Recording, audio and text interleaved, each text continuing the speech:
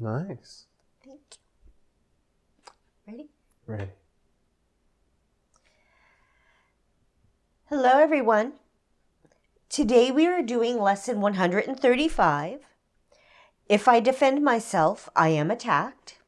With the correlating chapter text, chapter 13, The Guiltless World, section 1, Guiltlessness and Invulnerability. Let us begin. Alex? Chapter 13, The Guiltless World. Section 1, Guiltlessness and Invulnerability. Paragraph 1.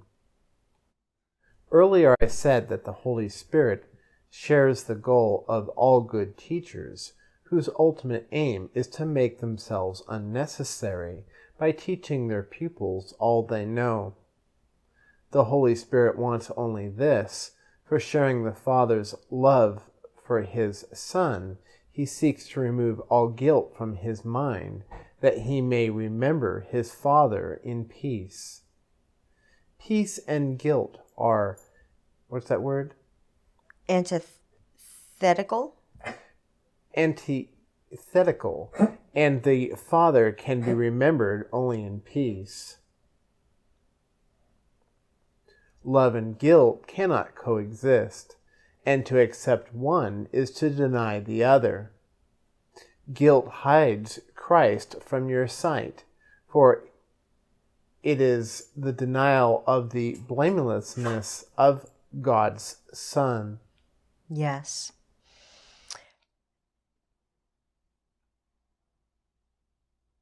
I've shared with you all before how my goal here is to get you to a place where you no longer need me, where you begin looking within your own self for the answers, where you stop seeking out there in the world to me or to any of your other brothers for any of the answers. That is my goal as a teacher, as his teacher of teachers, to be the example of what it is he would have us do, how he would have us be.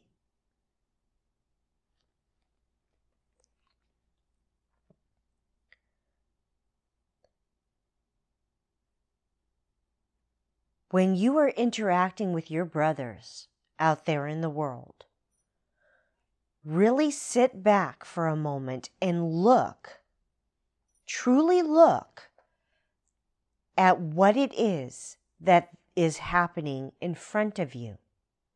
Even when it's online interactions, look at how your brothers are talking to you and with you, and the ones that say they are teachers and gurus and swamis and rabbis and priests and reverends and ministers and all these other freaking titles that they've given themselves.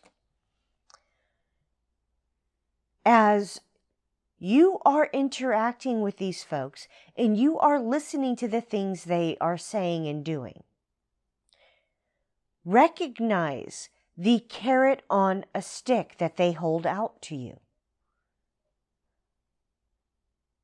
Join my class, buy my book, buy my this, and I will help you. Always a carrot on a stick, so you keep coming back to them for the answers. This is what we are trying to break you of.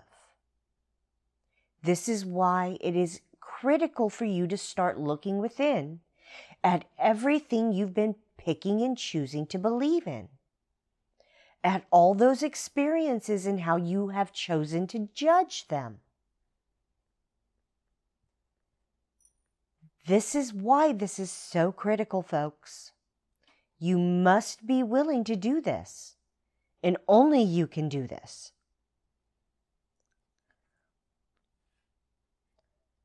Recognize the truth as it is right there in front of you. See how the ego mind is at play and working around you. Watch how your brothers interact with each other.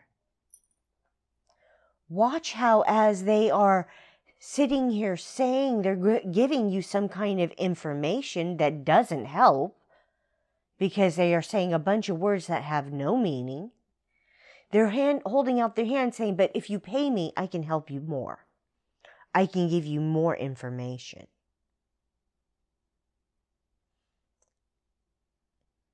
There was an analogy that's standing out to me right now that I saw through an interview where a gentleman was talking to a congressman saying, you know, this whole thing with insurances and everything else, it's like someone telling you that, sorry, I don't care if you're drowning, you got to pay me first if you want me to save you. It's the same thing with the medical industry. They are now telling you that you have to pay them first before they are willing to help you. It never used to be like that.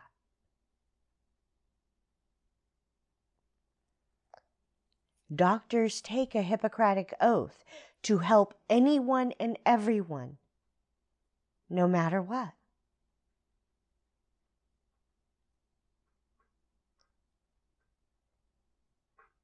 It's like they are supposed to be selfless in it.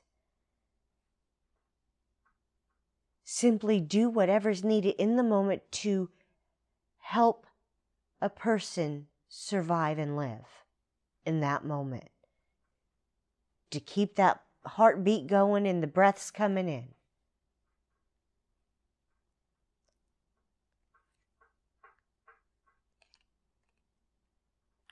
Yeah, there are other aspects that go into things. But what was coming into my mind in those moments was a doctor responding to the scene of an accident because he happened to be driving into work. And someone wanting to turn around and try and sue that doctor because of it.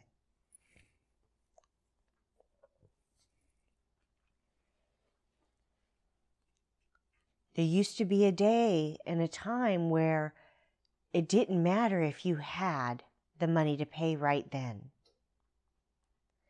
And hospitals were really willing to work with people, understanding that when something came up, they had to figure out how to pay for it. And it wasn't outrageous like it is now. It was actually affordable.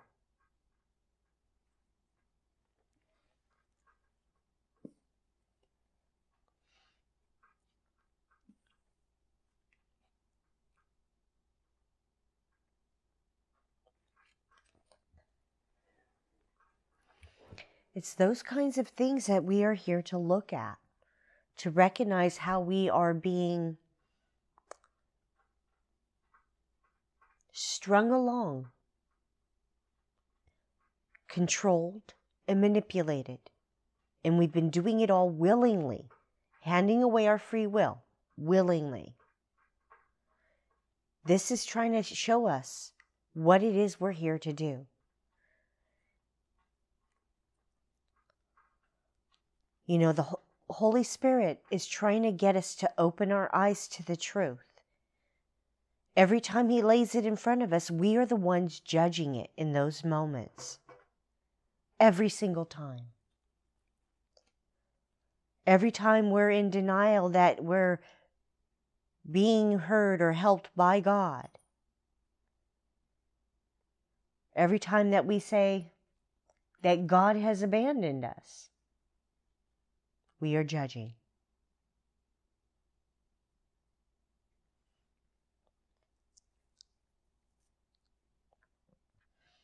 You know, I've been sharing how He's been removing guilt, fear, shame, all of those things when He has me open my eyes and look at the truth of what I was choosing to judge in those moments, to believe in those moments, to accept in those moments from those around me.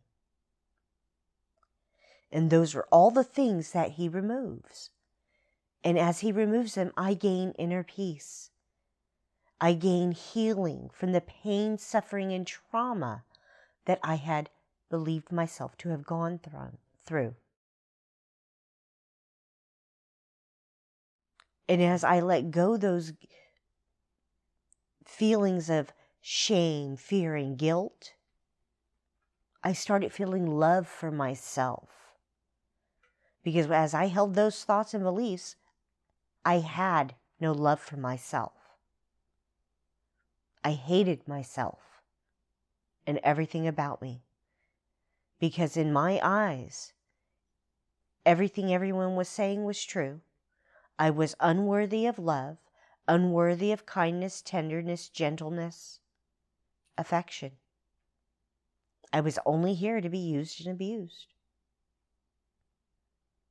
And I believed it. And so I received it. Please continue, dear. 2. In the strange world that you have made, the Son of God has sinned. How could you see Him then? By making Him invisible. The world of retribution rose in the black cloud of guilt that you accepted, and you hold it dear. For the blamelessness of Christ is the proof that the ego never was and can never be. Without guilt, the ego has no life, and God's Son is without guilt. Yeah. It's true. In this world that we perceive, everyone is a sinner, everyone is guilty, everyone is trying to harm and kill us. That's what we've been taught to think and believe. Then we've also been taught to think and believe all of the derogatory, negative things there are to think about ourselves. We're fat, we're ugly, we're unacceptable, we're not good enough, we'll never be good enough, we're mediocre, we're too stupid to learn. All these things we accept unconsciously and consciously. We hear it enough times, we begin to believe it.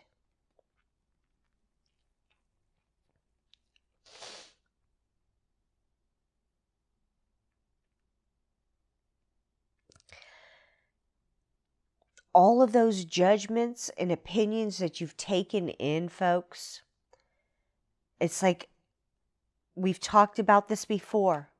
How it's like that overhead projector when you're looking at that picture of the human body. And then that picture is transformed into a picture of who you truly are. And as you are looking at that screen above you on the projector, and you're looking at that picture of you, you start layering one judgment after another, after another, after another over top of yourself.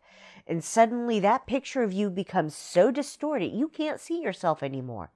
As it says there, you become invisible. It's as if the Son of God has receded within Himself to where He is no longer seen. He is hidden.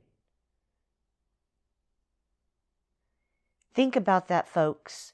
When you are sitting there and you are being yelled at,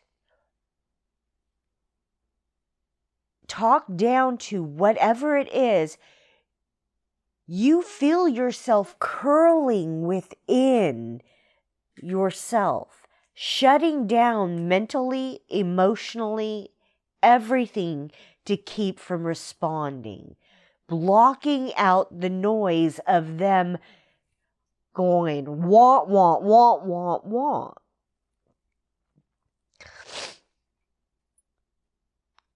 And in that same way, you, the you truly are, has done the same thing on a much deeper level. You have curled within yourself and hidden yourself away just so you can try and be everything everyone else has told you that you need to be. You keep choosing to be what everyone else wants you to be instead of being what it is you would like to be. This is what this is speaking of here.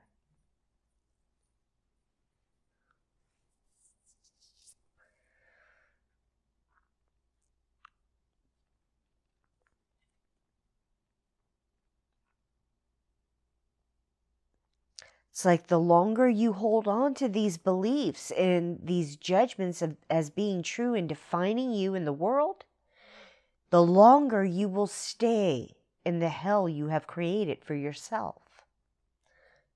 Please continue. 3. As you look upon yourself and judge what you do honestly, you may be tempted to wonder how you can be guiltless. Yet consider this: you are not guiltless in time, but in eternity. You have, quote, sinned in the past, but there is no past.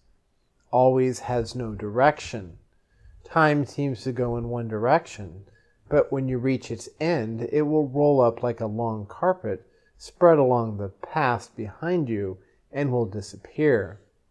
As long as you believe the Son of God is guilty, you will walk along this carpet, believing that it leads to death, and the journey will seem long and cruel and senseless, for so it is. Absolutely.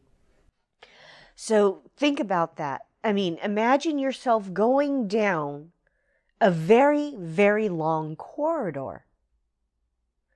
And every step forward you take, without looking back, letting go of everything that you've ever experienced and gone through, holding nothing from any of it, all that stuff disappears as if it never was. That's what it's speaking of. I've spoken of this before, folks, of how when I looked at the things I was choosing to think and believe, how when I was shown the truth that all of them were lies and I let them go and I no longer held on to them, I could no longer understand how I could have ever believed it in the first place, but they just disappeared as if they never were. It now takes me a long time to really think about all the things that I was choosing to think and believe that were not connected to extreme circumstantial experiences, like the rapes, the molestations, the beatings, the mental and emotional abuses that went with them. Those were the things that became my core foundational belief systems. Those traumas, those trials and tribulations became my core foundational systems. And those core foundational systems are what I've been looking at and letting go of to see who I truly am. And that's what a lot of this stuff breaks down to, folks, is you being willing to look at the things that you have experienced that have gotten you to where you are today, to thinking and believing you are who you are. And once you let go all those things you thought and believed, they disappear. You recognize them for the garbage they are and you let them go. Please continue. 4.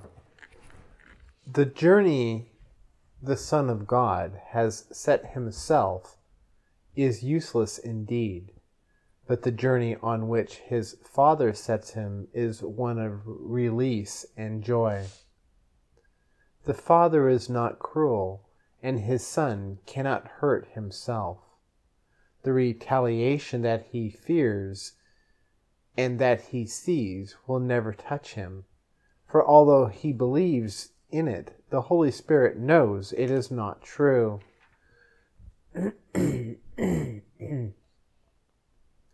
The Holy Spirit stands at the end of time, where you must be, because he is with you. He has already undone everything unworthy of the Son of God, for such was his mission, given him by God, and what God gives has always been. Yes.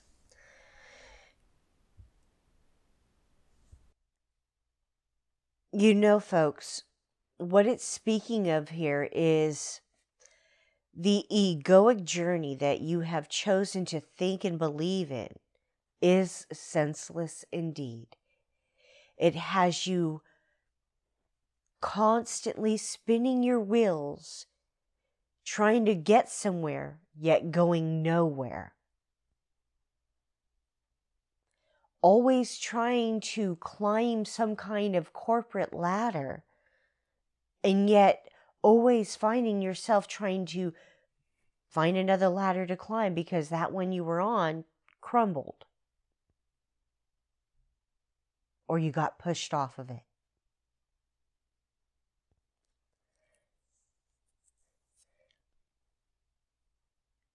The journey Father has given us is not senseless. It is not cruel. Everything that we are here to do is to understand who we are within us, who we truly are.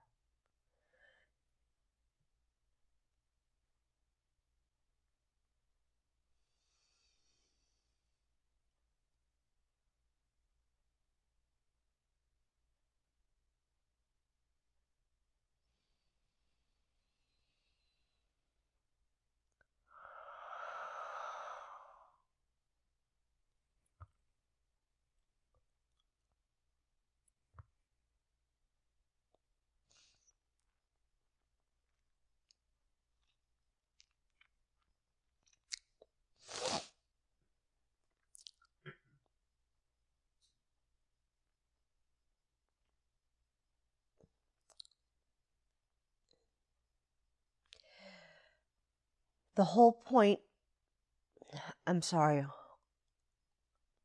it's like they want to come in, but they're not coming in fully. So I get this off-centered feeling where everything kind of spins a little. It's like, come on, step in or step out. One of the two. I can't do this with you spinning me.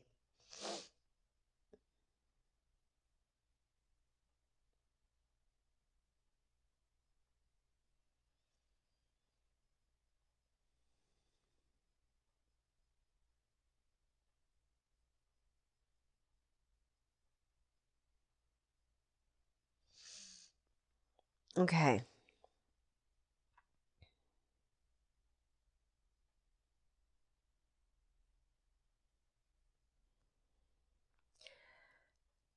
The whole purpose of us coming here into this reality, this manifestation, as we've spoken before, is to understand how to go through a process of forgetting who you are and then remembering it again. When we came in knowing fully who we were.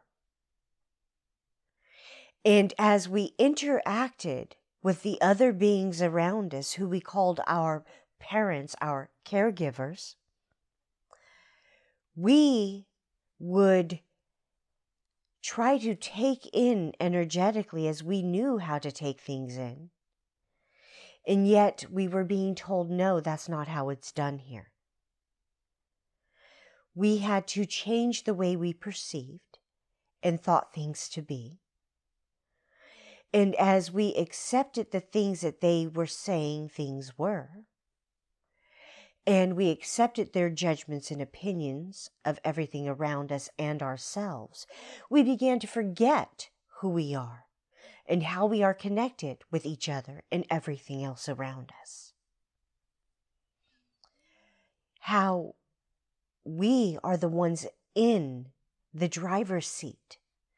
We are the ones that are choosing what we will experience in each moment. What I mean by this is each experience, we get a choice on how we will perceive it, how it is we will look at it and judge it to be. Will this be something that is of benefit or not of benefit? Many of these things that we are experiencing are just simply for that, the experience. It is not always because there is a lesson within it.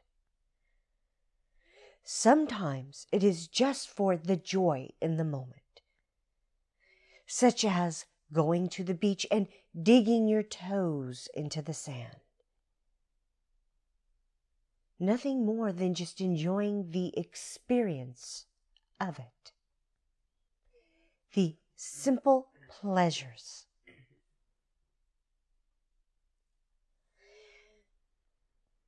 What this was referring to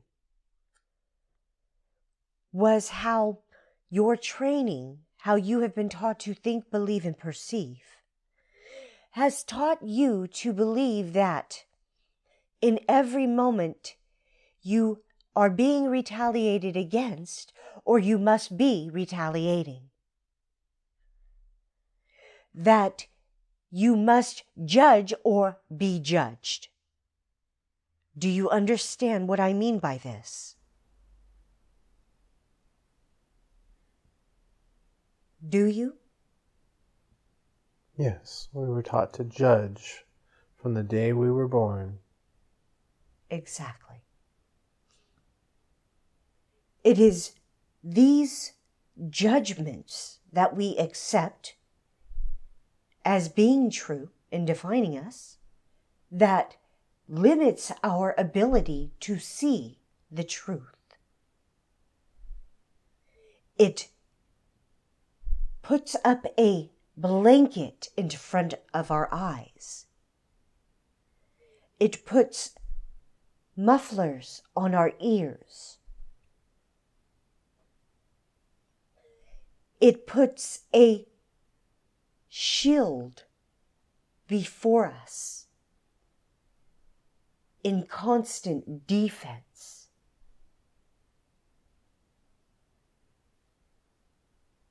Do you understand what I mean? To judge is to attack, and to attack is to have to defend. And so as soon as we start judging, we have to start defending. Absolutely. Thank you. You're welcome.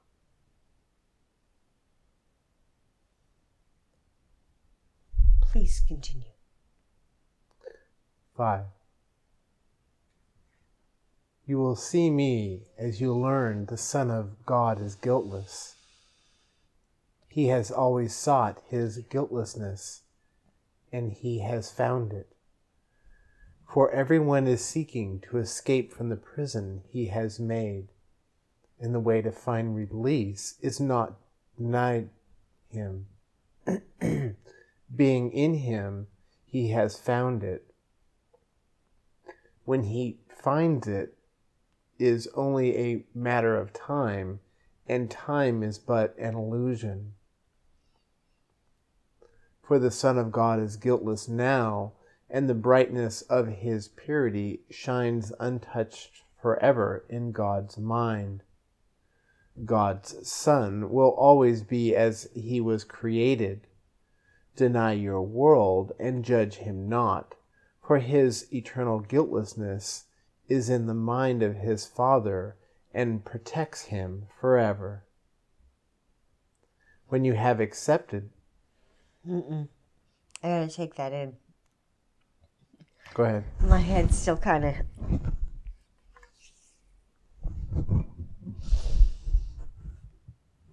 I have a tingly sensation all through my body right now. Like electrical. That was kind of neat. It was why I was having trouble reading that last paragraph, because I was just kind of blown away by the energy that I felt with that. Yeah. It's like I could feel them sliding in, but not quite sliding in. It's like I hear them talking in my ears. And I'm like, okay, step in or step out, but you can't do both. We're not doing the hokey pokey here, right, folks. I was just thinking hokey pokey. Someday I'm going to figure out. I'd like to have names. Yeah, I'd like to have, that's what I was about to say. Right. I'd like to find out their names, and I don't know how to figure that out. Even asking, I'm not sure if I can get the names. Well, doesn't hurt to try. True.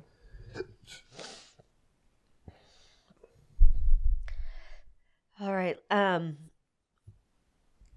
give me a moment here.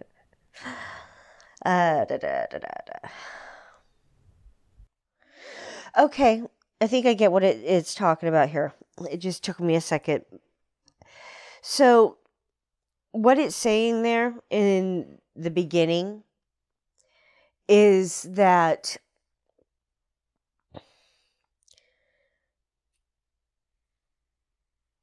it's recognizing how you are not guilty, you are not sinful, that you are sinless. You are a holy Son of God. It's coming back to that understanding that everything that we're experiencing, everything that we go through, is for our benefit. It's all orchestrated perfectly for us. All of it. Without exception.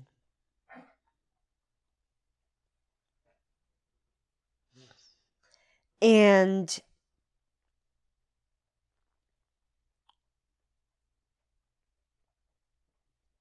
as soon as you can let go of your belief in being a sinner and being guilty of stuff, as soon as you can let go those beliefs,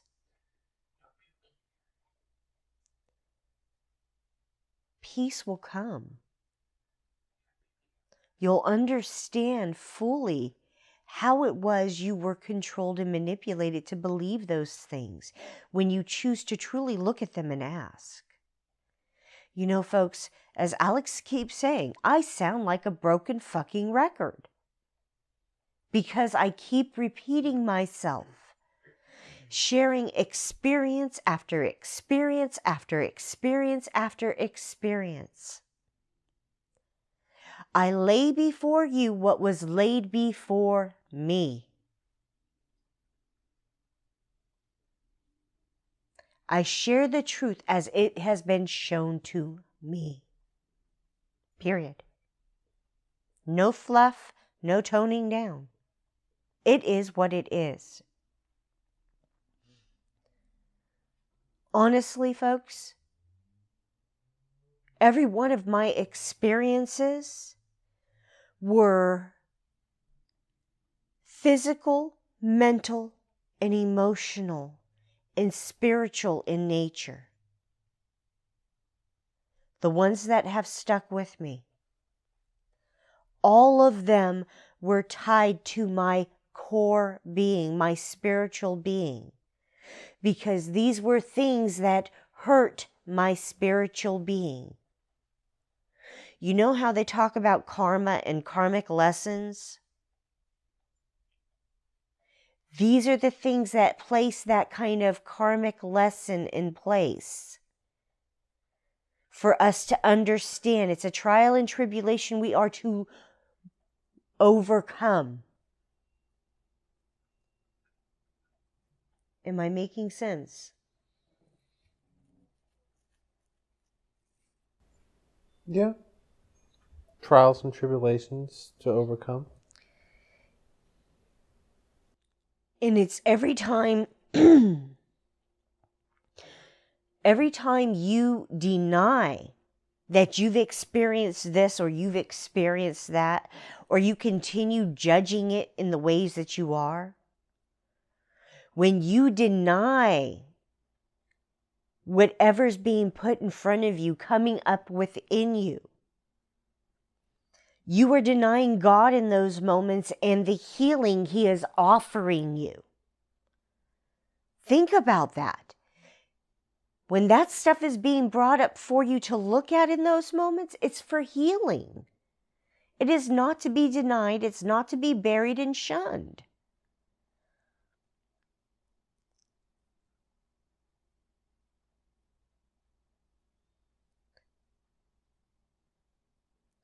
Every time you deny your brother or deny yourself, you deny God. You are the one turning away. You know, I keep saying how this is heaven, folks. This is the Garden of Eden. We are in it. And it's not that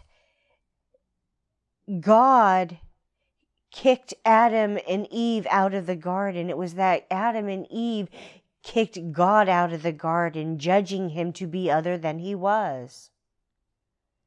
And in so doing, they judged themselves and the world around them, changing it from heaven to hell. Think about that. It's a deep thought right there.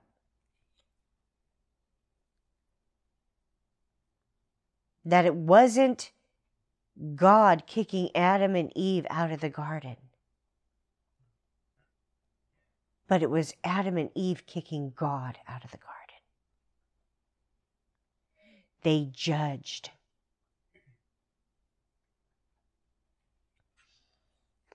All right, please continue.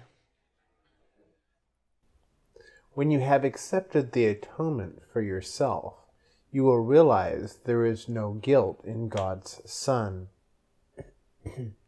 And only as you look upon Him as guiltless can you understand His oneness.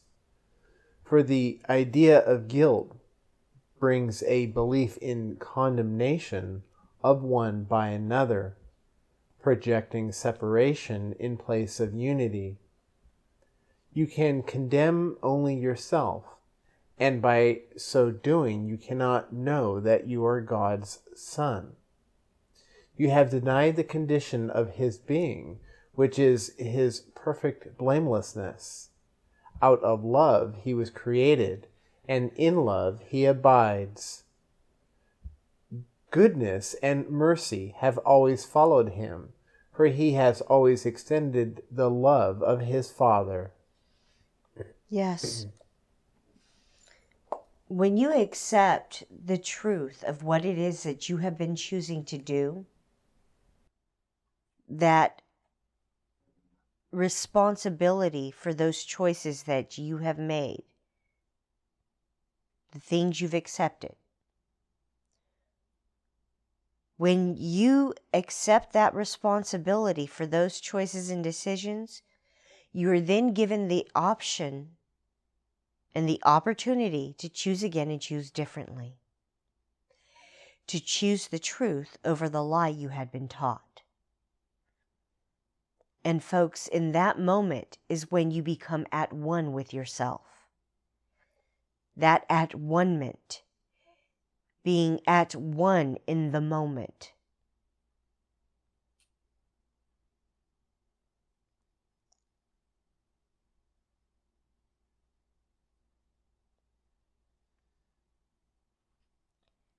It's recognizing the lies you have been fed to control and manipulate you to another's will. It's recognizing how you unknowingly did all of these things, and now you have bought into this belief that you cannot change your mind, that you are not able to choose again, that if you break from the flow of the others around you, that you will find yourself ostracized and shoved out into some never land. This simply isn't true. An interesting thing tends to happen. Just like when you were a child and in high school,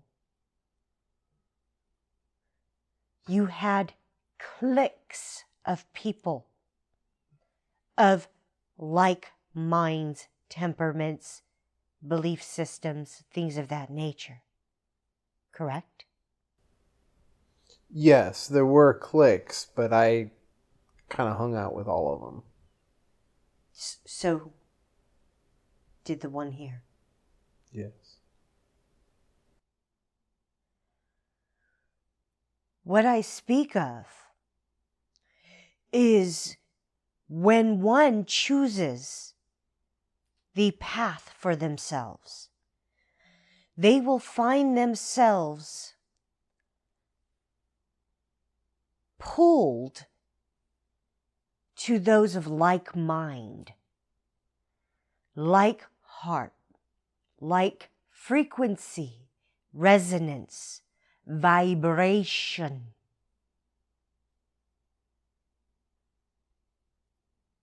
They will seek like souls, soul families, star families, soul groups, things of that nature.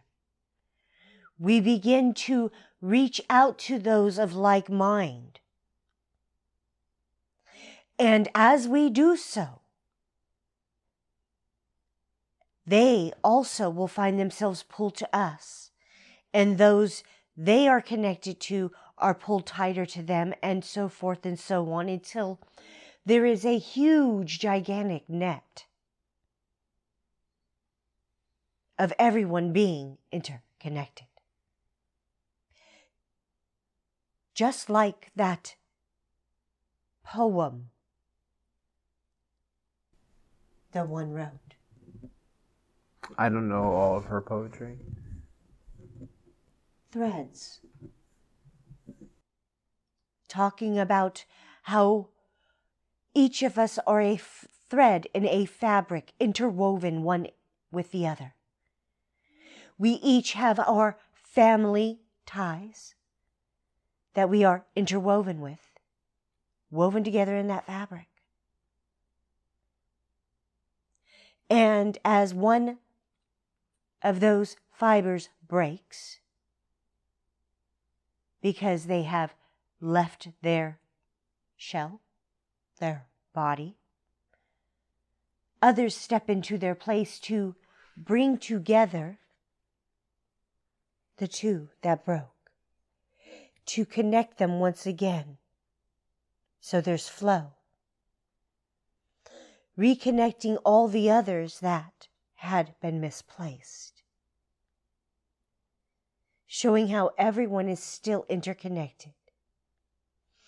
That fabric Sabrina has used the puzzle pieces, as in virtual picture for your mind, of how each piece represents a being. And within each being are their subsequent family members that came before them, and any others that are attached to them, such as children. All these beings are part of their single puzzle piece.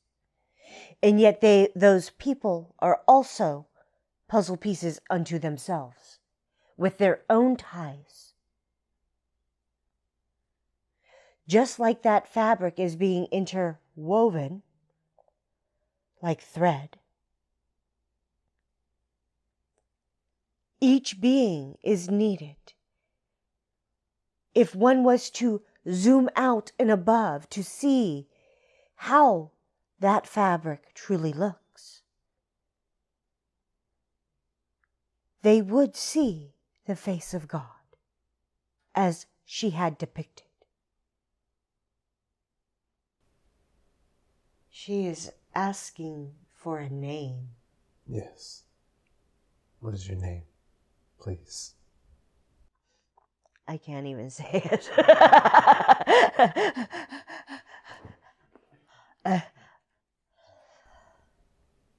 Yeah, I can't say it. It's one way to lose the connection. I was focusing so hard on it, it was like, whoop. Yep. It's like ARJ E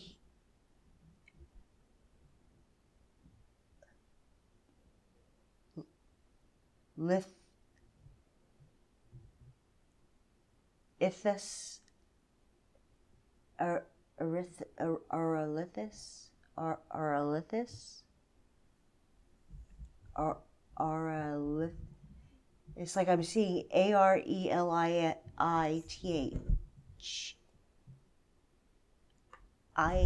A-R... No way, I can't put this up on the screen. A-R... E-L-I-T-H. T-H. U...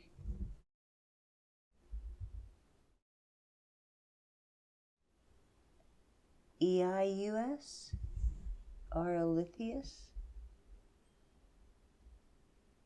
E-I-U-S?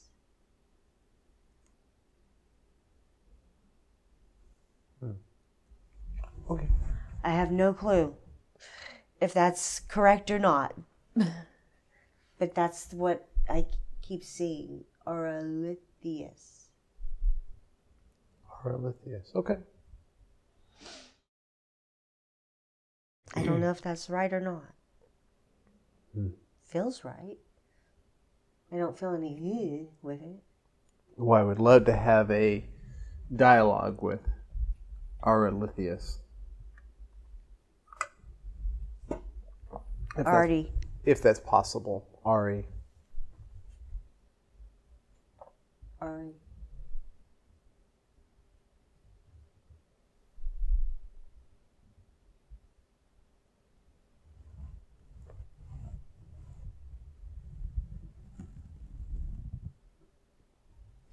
You know, I noticed that...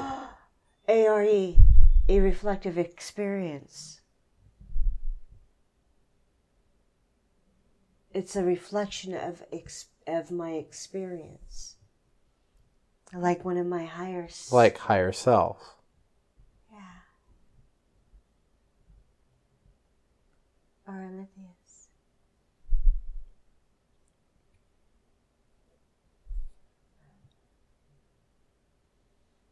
Well, that answers one of the questions. Or probably about 10 of them, actually. Yeah. This is going to be an interesting one, babe. If we get through it. Yeah, where are we?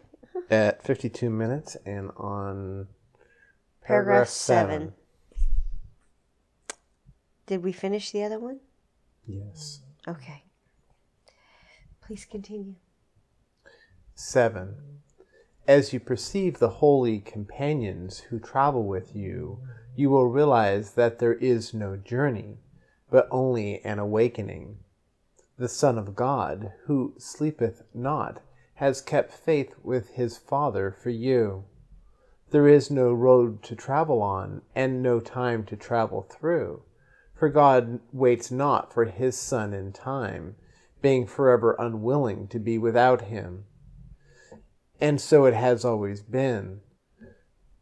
Let the holiness of God's Son shine away the cloud of guilt that darkens your mind, and by accepting his purity as yours, Learn of him that it is yours.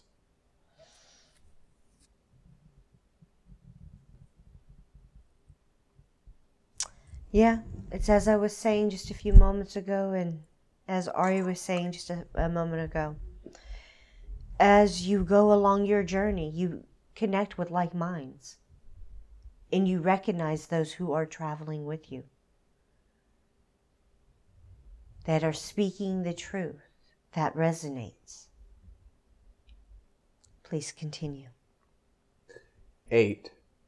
You are invulnerable because you are guiltless. You can hold on to the past only through guilt, for guilt establishes that you will be punished for what you have done, and thus depends on one-dimensional time proceeding from past to future. No one who believes this can understand what, quote, always means, and therefore guilt must deprive you of the appreciation of eternity. You are immortal because you are eternal, and, quote, always must be now. Guilt, then, is a way of holding past and future in your mind to ensure the ego's continuity. For if what has been will be punished, the ego's continuity is guaranteed. Yet the guarantee of your continuity is God's, not the ego's, and immortality is the opposite of time, for time passes away, while immortality is constant.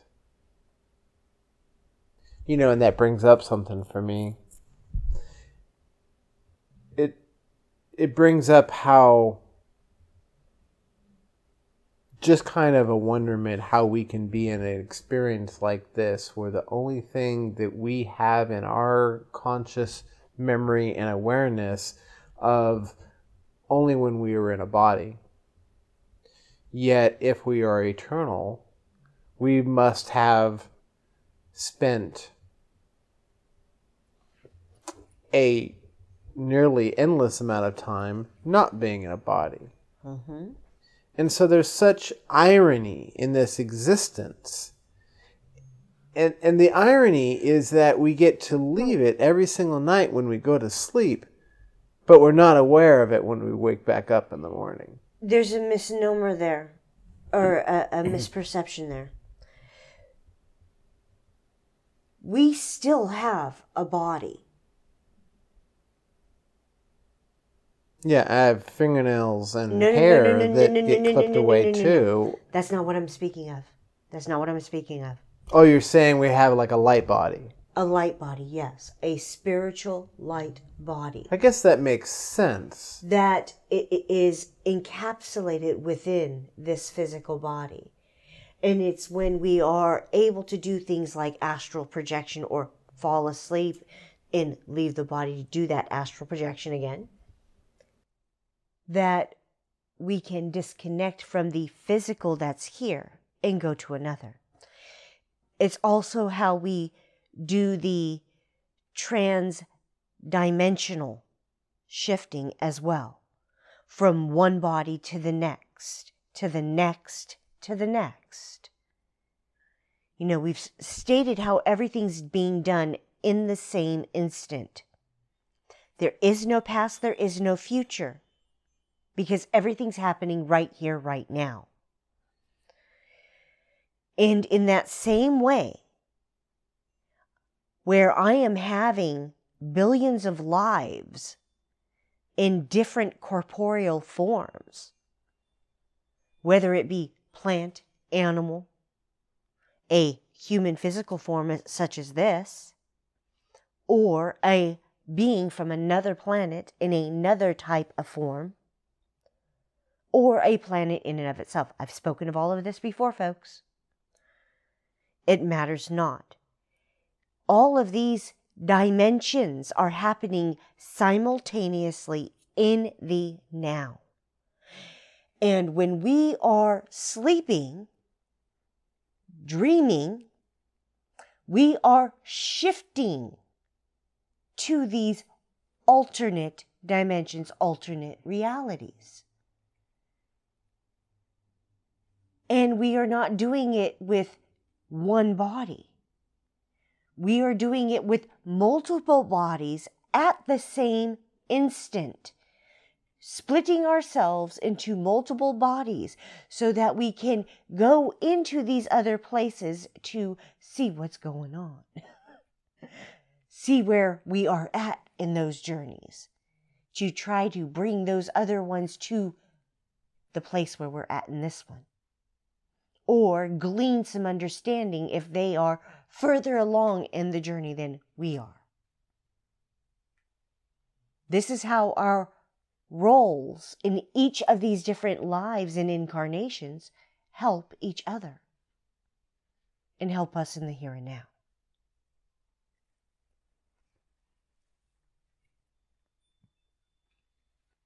These are the things that are not being taken in fully.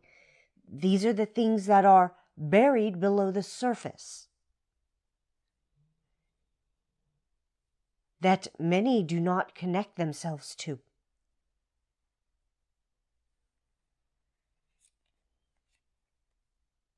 This is what we have been taught to stop looking for and looking at. The truth of who we are and who our brothers are. We've been constantly bombarded with lies.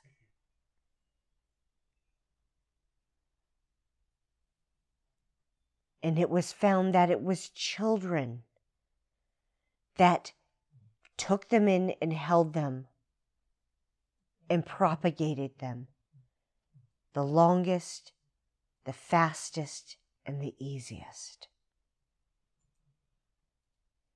And if you could get them young and train them right, you have the perfect.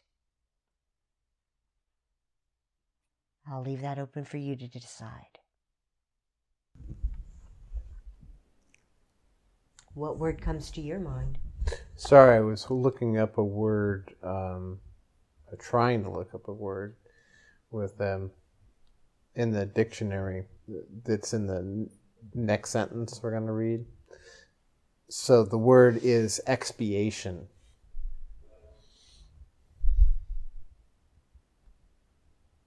Okay. Sorry if that threw you off, but that's what I was focusing on.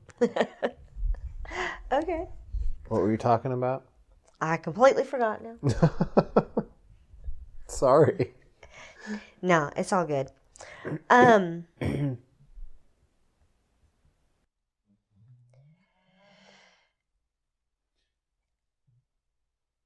As all of these things come together, you will recognize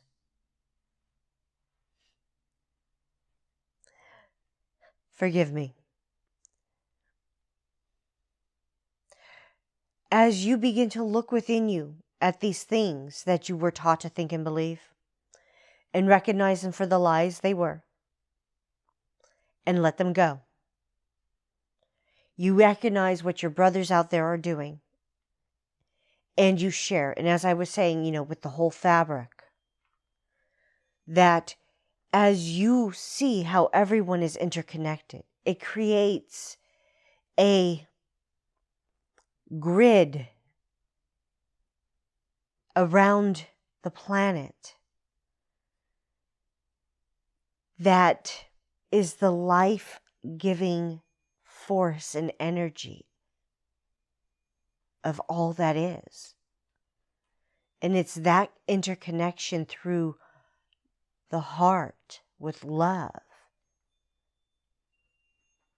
the mind with compassion and understanding, that allows us to integrate with one another and to see we are equals in every way. That as we choose to think and believe, we manifest and create.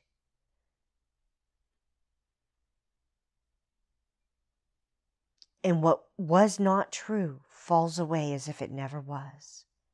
Like that carpet it was speaking of, it rolls up behind you. disappearing.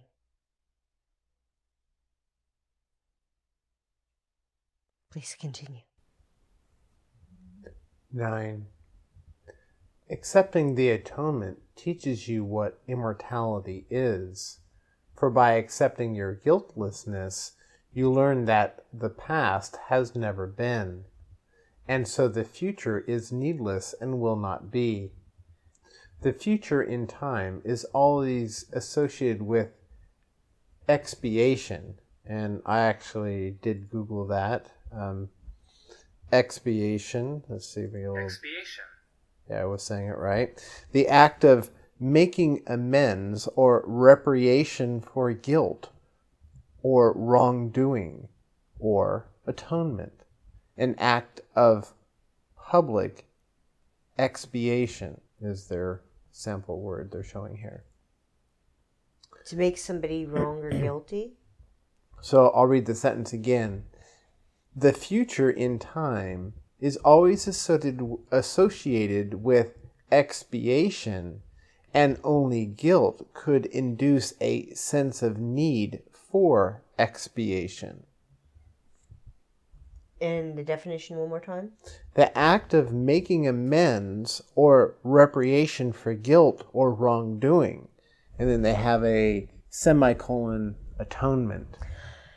Oh, okay. I'm being shown like...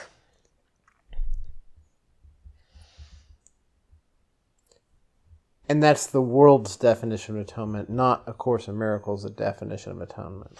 Yeah, but for the expiation, right? To make amends to your wrongdoings, to admit your guilt. Your guilt. So let's say you have to go into a court of law and a judge says, yeah, you know what? You're the guilty party here. You have to pay them money now. Right. That's and expiation. That is what it's speaking of.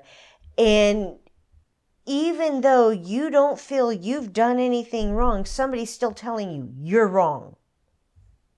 No, I think expiation is the feeling that you're wrong. The act of making amends or reparation for guilt or wrongdoing. So it can be any of those three. Mm-hmm. Yeah. So it can be the act of doing it, the act of making up for belief wrongdoing, or just feeling the guilt or wrongdoing. That itself is expiation. Yeah, but there's another part to this, and that's where you're accepting somebody else's judgment of you. Where you believe that something has gone wrong and someone's at fault. Yeah.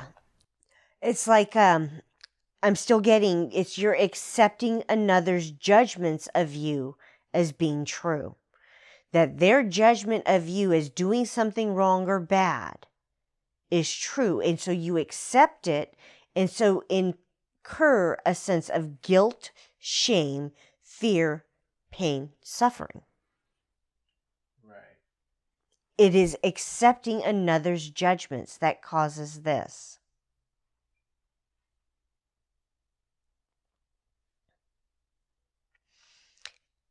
And so that expiation it's speaking of would be that accepting of somebody else's judgment.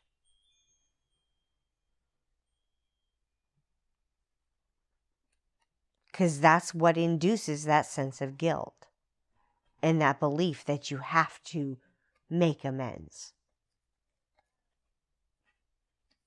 That you've done something wrong.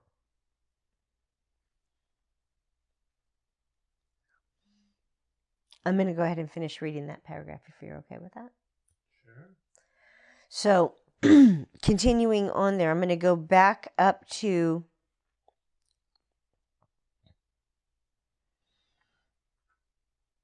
the beginning of that sentence.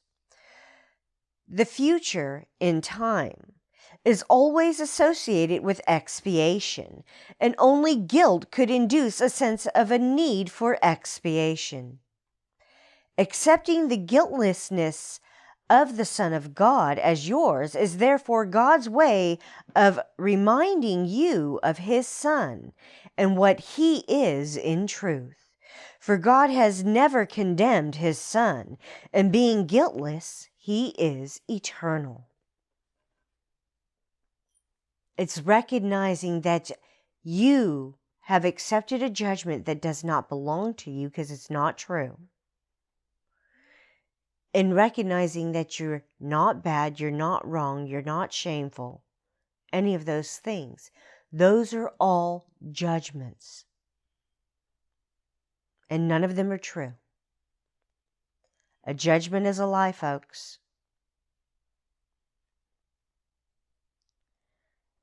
Now, I'm being told to clarify something right now. In many ways, even our justice systems are built on this kind of belief here, that somebody else has a right to tell you if you're good, bad, right, or wrong, and punish you for it.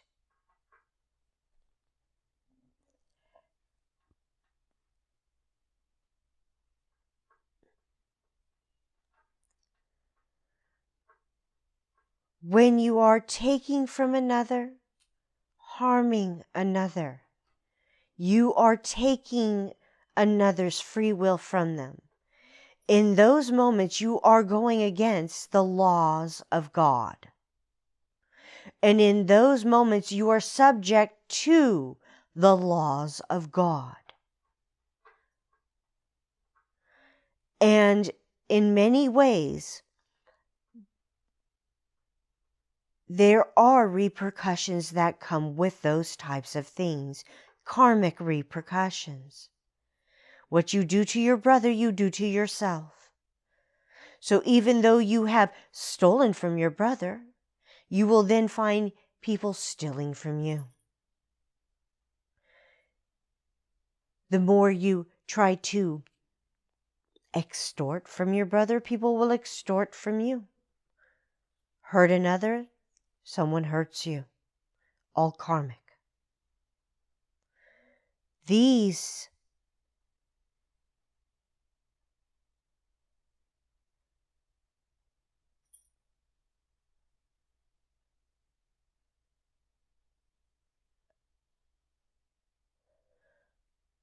are learned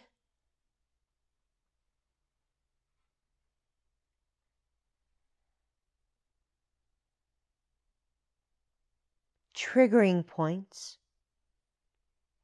that connect emotion to thought to physical reaction.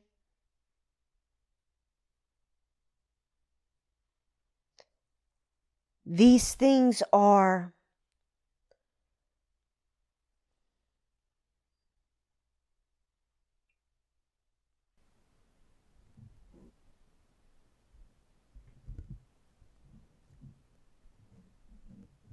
they're not making sense.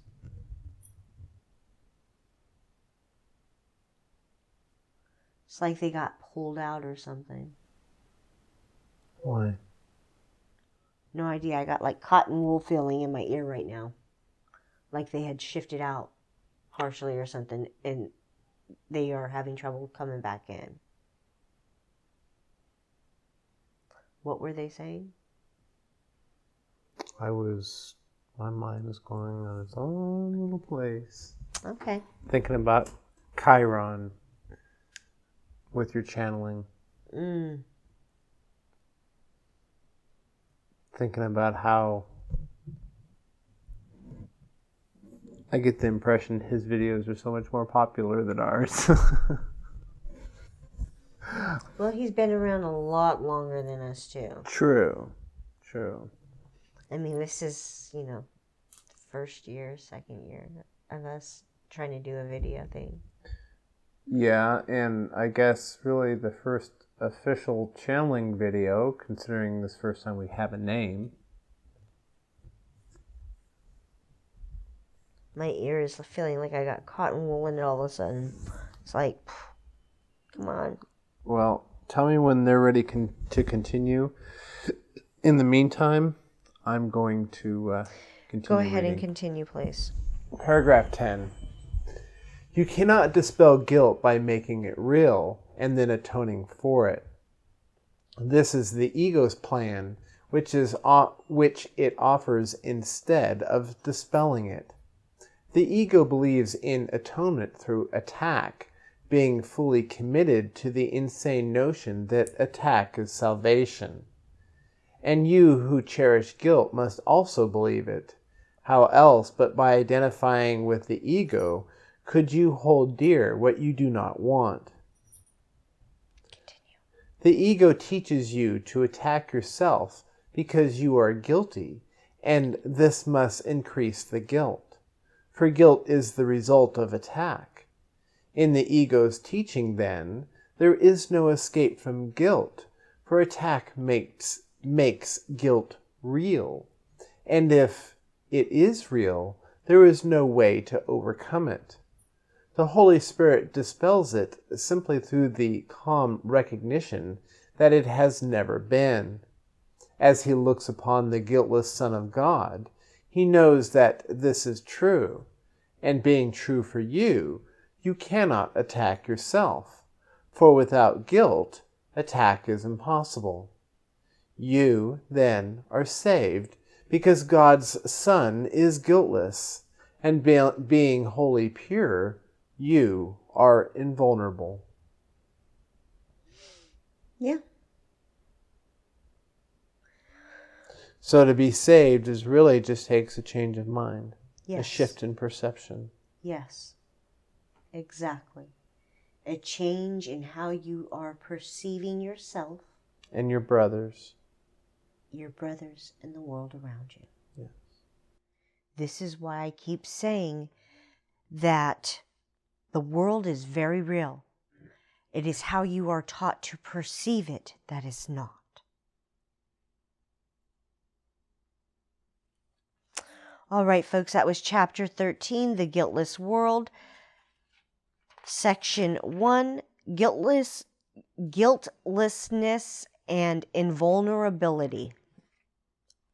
Let's move on to the lesson of the day. Alex? Workbook Lesson 135. If I defend myself, I am attacked. Who would defend himself unless he thought he were attacked, that the attack were real, and that his own defense could save himself? And herein lies the folly of defense. It gives illusions full reality, and then attempts to handle them as real. It adds illusions to illusions, thus making correction doubly difficult. And it is this you do when you attempt to plan the future, activate the past, or organize the present as you wish.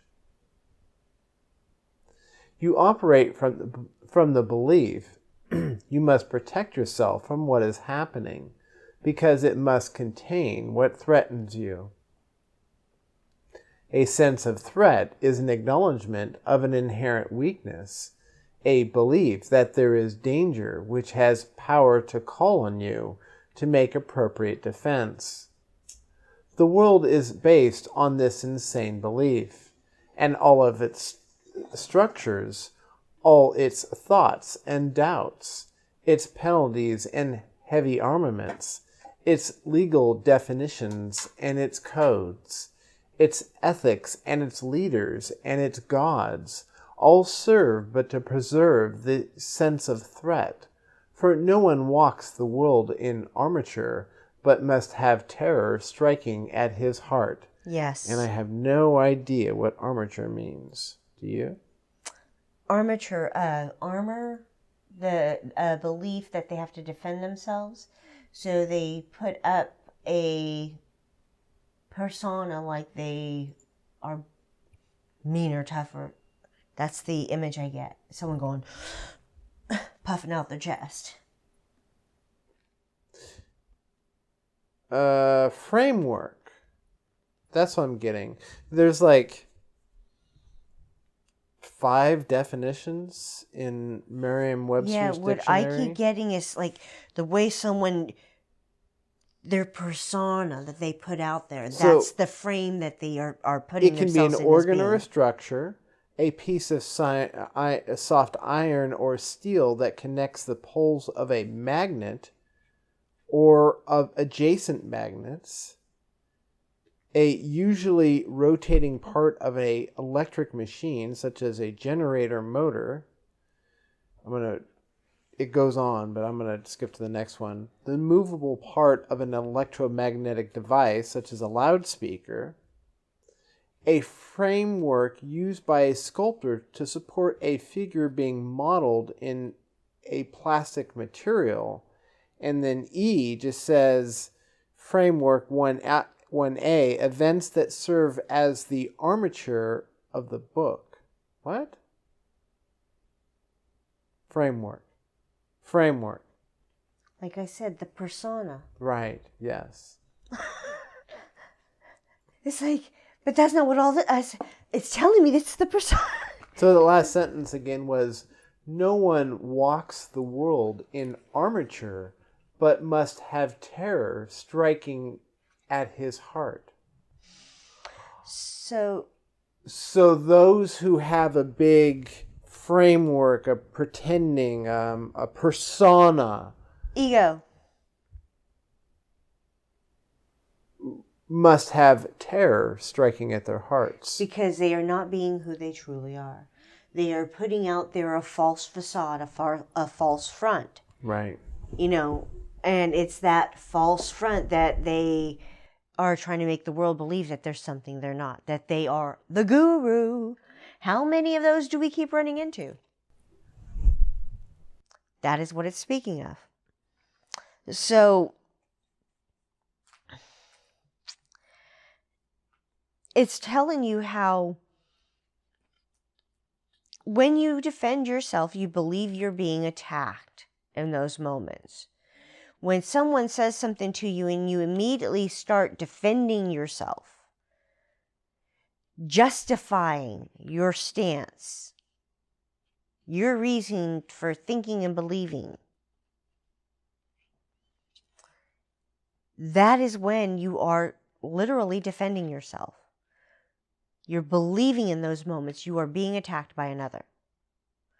And your ego thought system that you've been taught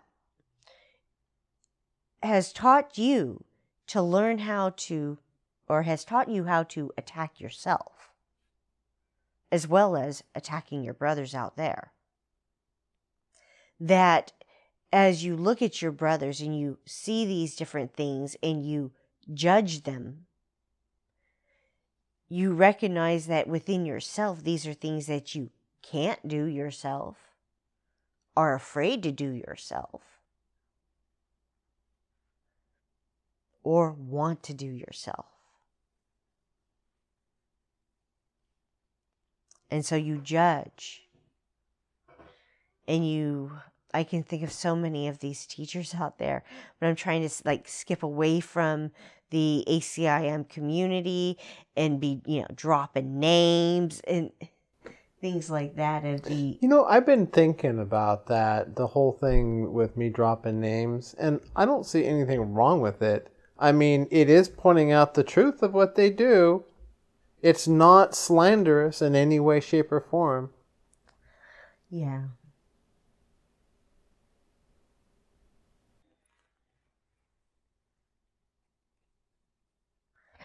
I'm being told, keep it to just the first names.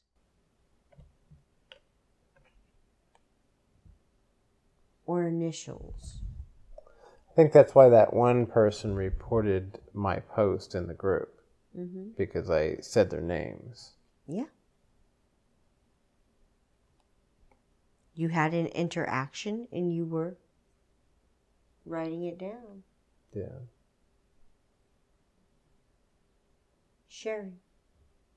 Sharing your experience. Nothing wrong with that. And it's not like those people can see what I'm writing anyways. Sure they can. They're in the groups. No. Not if I'm blocked.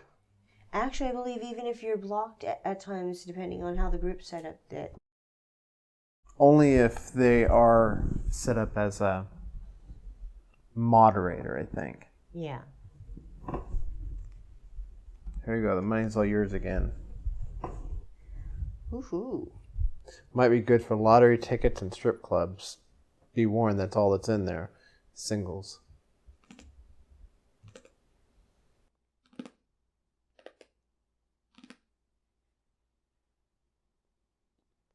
Strip clubs, singles, huh? We see where his mind went. I don't know why that would be. Well, we're at an hour and 24 minutes. Shall I continue? Yeah, so... And it's funny because you were reading all the crap that they have there for definitions. And in the second paragraph there, and the sentences above, that one about the armature, it states, in all its structures and its thoughts and doubts, its penalties and heavy armaments, its legal definitions and its codes, its ethics and its leaders and its gods, all serve but to preserve its sense of threat. All those things, I keep talking about how you have been trained from birth to hand away your free will, your choices to choose for yourself to another.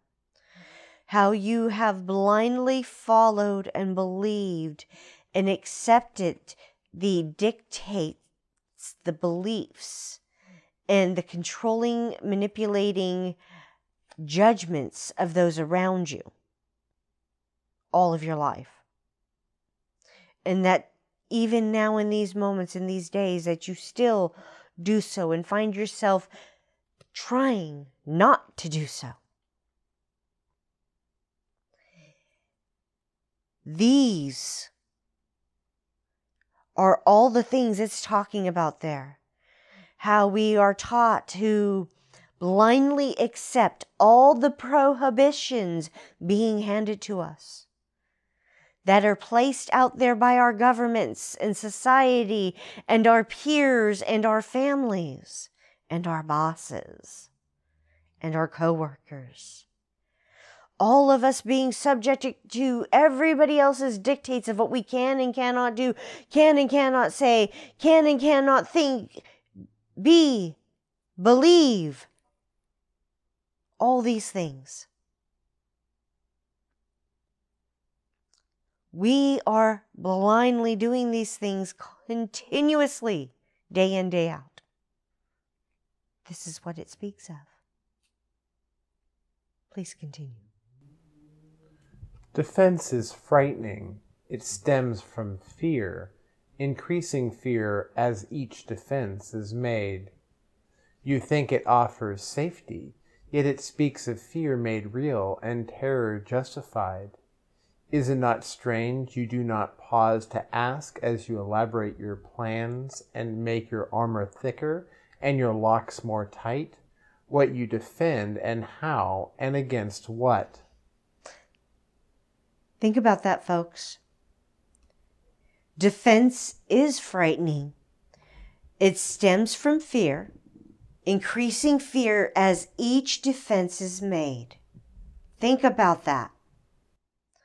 Every time you are defending yourself, you are seeking for ways to hold your ground, to defend, because you fear being found out that whatever it is that you are choosing to believe in might not be true. That is the hidden fear in the background. Is that whatever you've chosen to think and believe in might not be true. And there's that fear that, oh shit, I made a mistake. I made a wrong choice, a wrong decision.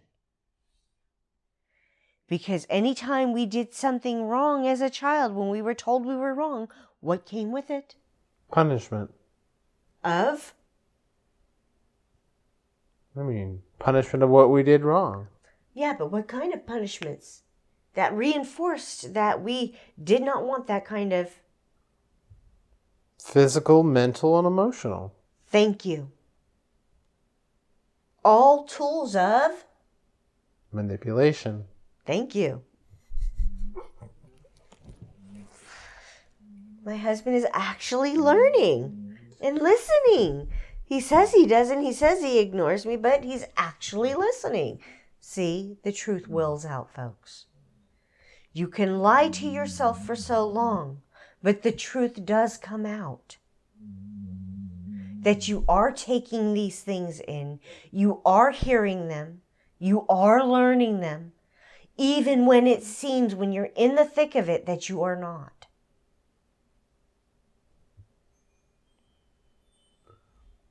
Or sleeping. Or think you're sleeping. All right, please continue. Let us consider first what you defend. It must be something that is very weak and easily assaulted. It must be something made easy prey, unable to protect itself and needing your defense. But what but the body has such frailty that constant care and watchful step, deep concern are needful to protect its little life? What but the body falters and must fail to serve the Son of God as worthy host? Yet it is not the body that can fear, nor be a thing of fear. It has no needs but those which you assign to it. It needs no complicated structures of defense, no health-inducing medicine, no care and no concern at all. Defend its life, or give it gifts to make it beautiful, or walls to make it safe, and you but say your home is open to the thief of time, corruptible and crumbling, so unsafe it must be guarded with your very life. Wow. Yeah, that's what we've been taught to think and believe about our bodies, that we need to protect them from all forms of harm, that we need not only protect our bodies, but our children's bodies, our animals, that we begin to believe we are our bodies, that they are their bodies, and they're not. But that's what we're taught to believe, to think.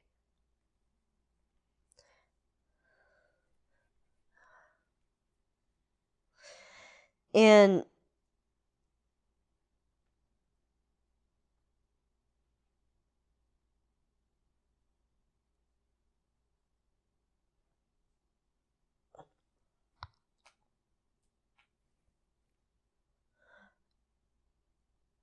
wow, I just felt like when I was rubbing my ear just now, I was like a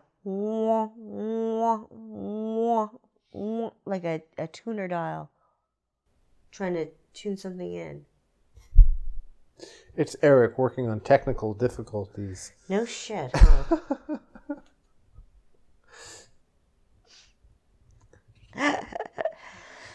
I like it when they work on those technical difficulties because it makes it so that my head doesn't hurt and my ears and eyes are functioning to where they're not bugging me, not crossing, tingling, tickling.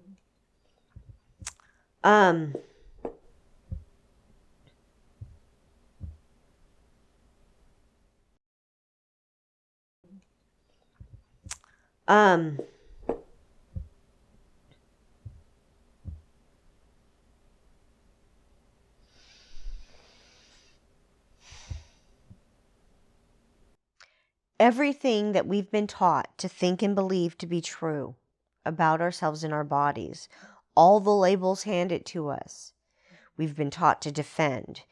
That we're a wife, a mother, a daughter, things like that.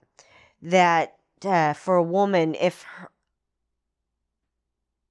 her hymen is missing, she's tainted goods. She's an unworthy wife, things like that. And that we need to be fearful for our life against everyone. To defend ourselves constantly, to be in fear that the next person we come in contact with is going to rob us, rape us, strangle us, and leave us for they're dead. That was some of the things that I basically came to believe. That around every corner, every man was going to beat me, rob me, rape me, kill me.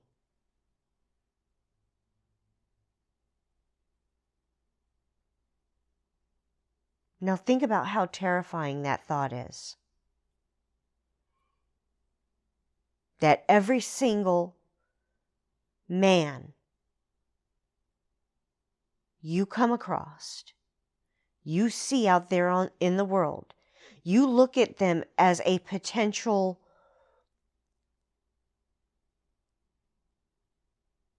as your potential murderer.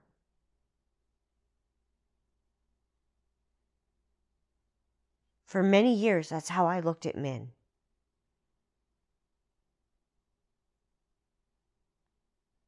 It took me a very long time to understand that that wasn't true. That there were good men out there. That not every man was going to be verbally, mentally, emotionally, and physically abusive.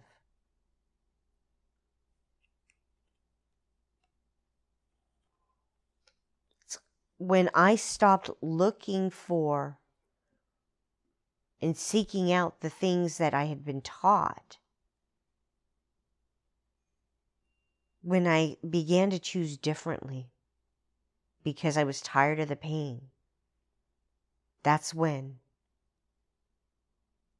I chose a friend instead of a sexual partner, a husband. I didn't seek any of those things. I was done. I was tired of looking at every man out there as being someone that was going to kill me. I just wanted someone to be my friend.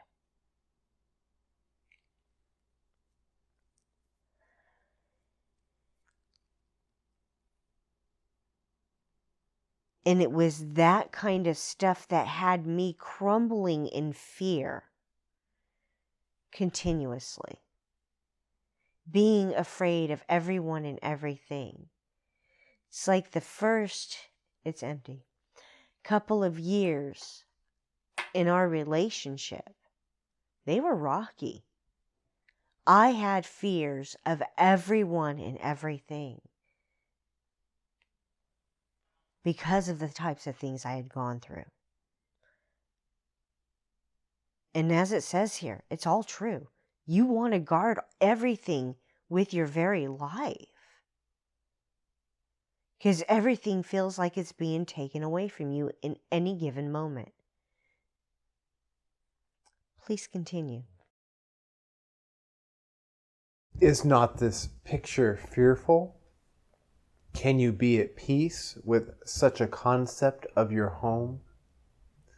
Yet what endowed the body with the right to serve you, thus accept your own belief? That sentence didn't make any sense to me. Yet what endowed the body with the right to serve you, thus serve you thus, accept your own belief. Ah, thank you. It is your mind which gave the body all the functions that you see in it, and set its value far beyond a little pile of dust and water. Who would make defense of something that he recognized as this? The body is in need of no defense. This cannot be too often emphasized. It will be strong and healthy if the mind does not abuse it by assigning it to roles it cannot fill, to purposes beyond its scope, and to exalted aims which it cannot accomplish. Such attempts, ridiculous yet deeply cherished, are the sources for the many mad attacks you make upon it.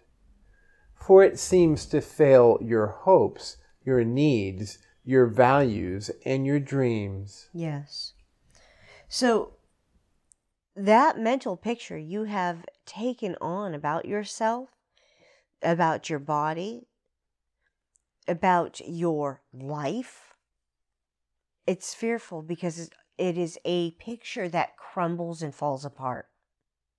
It is a belief system that is never stable. Some part and portion of it is always crumbling. And your body, you have this belief that you are your body, and it's recognizing you're not. That it's simply a tool, a car, a vehicle that you are using in the moment to experience the things you're experiencing.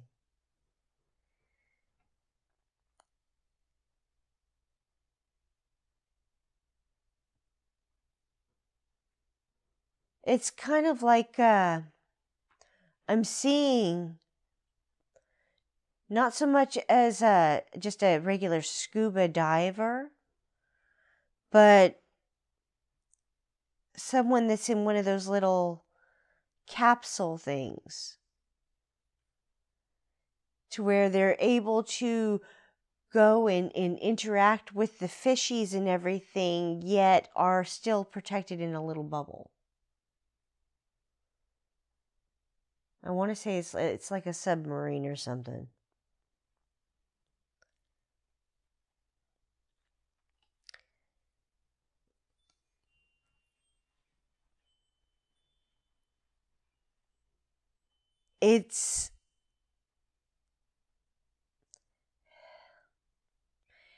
I keep seeing like how we are interacting. We keep this bubble around us that keeps everyone at arm's length. And there are very few that we are letting in because we have this belief that to let anyone within our space is to let in death, to let in that pain and suffering. And we are taught to completely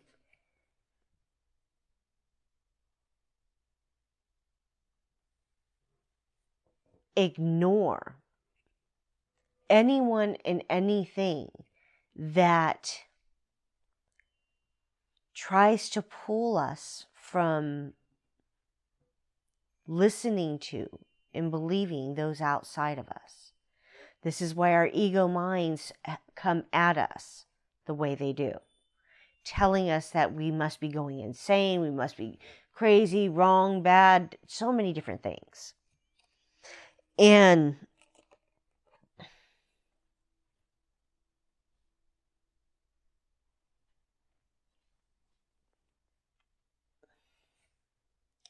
man, they're going all over the place, but they're pointing out all these different things that I've experienced, folks.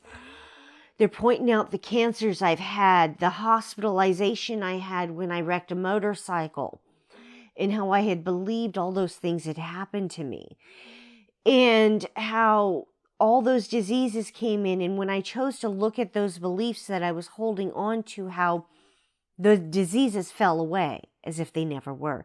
Just like that carpet rolling up. They just kind of no longer there. All this stuff is interconnected. These are the ways that they have shown me that this stuff is true, have broken it down for me in real life experiences to see how it's worked in my life. And it's this kind of stuff that they are wanting you to pick up on, to understand that your own experiences will delineate what it is you are to look at. What you have been thinking and believing to be true, how you have been choosing to perceive yourself, the world, and your brothers within it. Please continue. The self that needs protection is not real. The body, valueless and hardly worth the least defense, need merely be perceived as quite apart from you, and it becomes a healthy, serviceable instrument through which the mind can operate until its usefulness is over. Who would want to keep it when its usefulness is done? Defend the body, and you have attacked your mind, for you have seen in it the faults, the weaknesses, the limits, and the lacks from which you think the body must be saved. You will not see the mind as separate from bodily conditions, and you will impose upon the body all the pain that comes from the conception of the mind as limited and fragile, and apart from other minds and separate from its source. Now there's something that's coming up here for me on this that I wanted to share, I wanted to talk about. Mm-hmm. And this is something that has been bothering me for some time, that I've seen in the ACIM community and just kind of an attitude in general towards relationships between children and adults. And the judgment of inappropriate, when it's appropriate and when it's inappropriate. And the, shall I say, fervent retribution that would be laid out upon most of the, quote, perpetrators by the parents, fathers, family. General populace. And it's just been kind of just bothering me that ACIM makes such a clear, distinguished point that the body is not to be defended. And yet it seems that we're still carrying around from day to day this belief that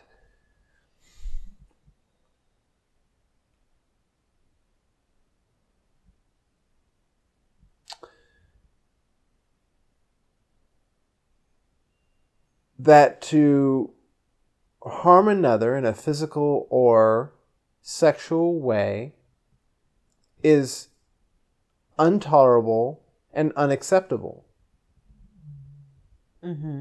in any way, any shape, or any form. Do you see what I'm saying here? Do you see what I'm getting at? Yeah. It's like when I was a child and I was being molested at first by the neighbor and then raped by him.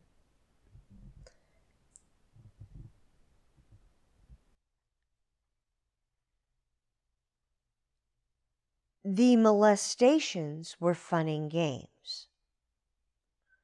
And I recognized that I liked the way that it felt, how he touched me.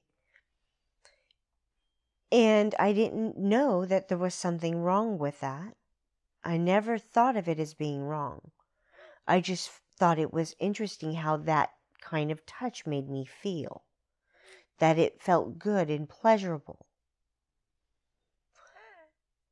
And then when the rape happened, it was a punishment.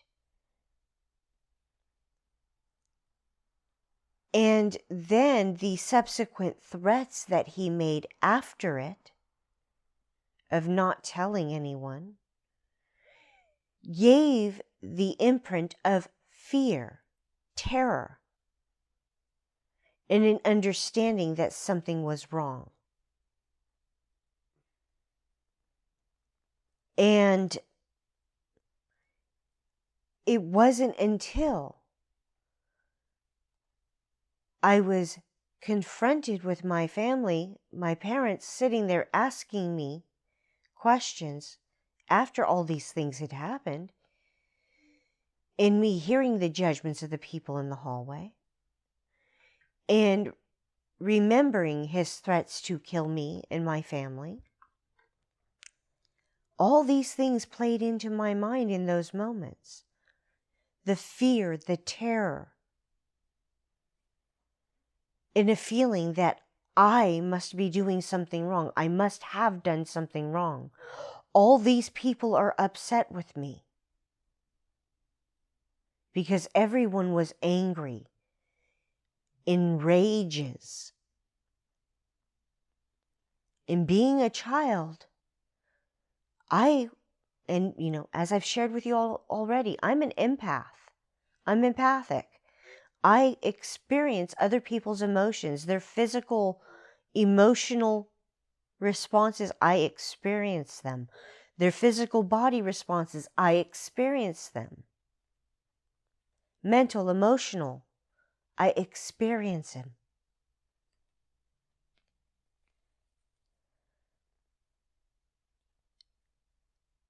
These are the things that I was taking in as that child.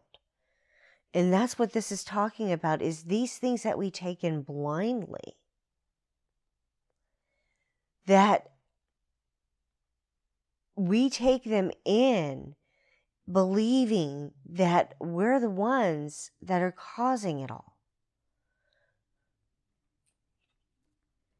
And we try to heal and find ways to block it out. And all it's doing is causing us more pain and suffering. And like I've shared with you, it wasn't until I was looking at those things that I experienced in my choices to believe in them, in those judgments of them, that my body started to heal of those cancers and other diseases.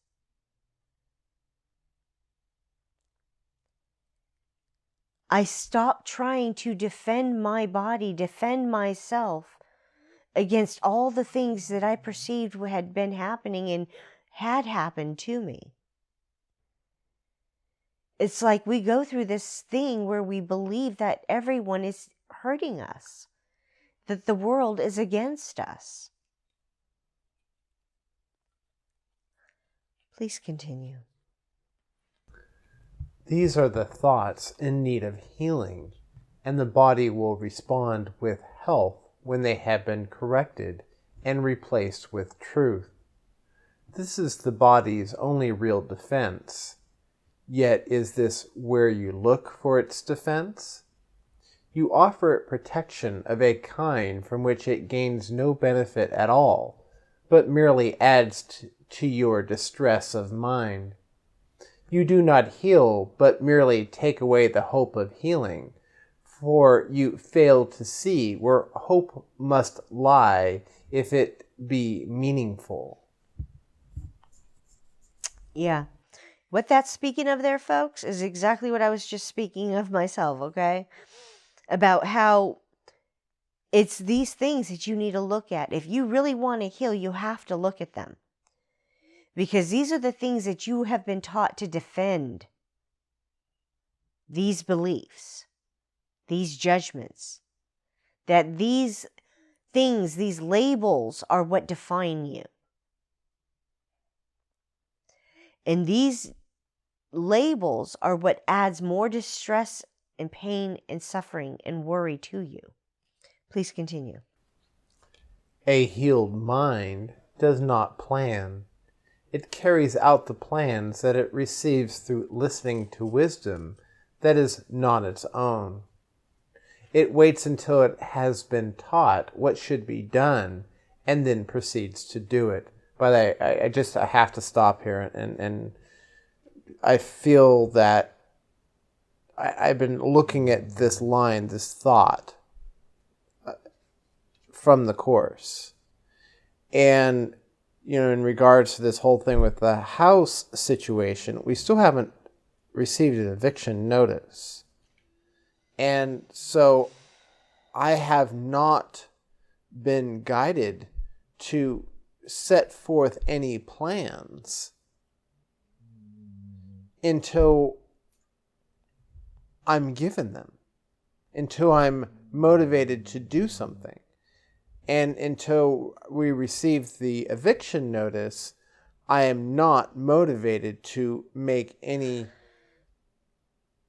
action forward. I understand that. And in that regard, you've already agreed to take a step back and stop trying to lead. True. To instead follow. Exactly. And in that respect, I have accepted the lead. And I am getting guidance in what to do. Okay. Now, that means you must hold up your decision and choice to accept where I am leading.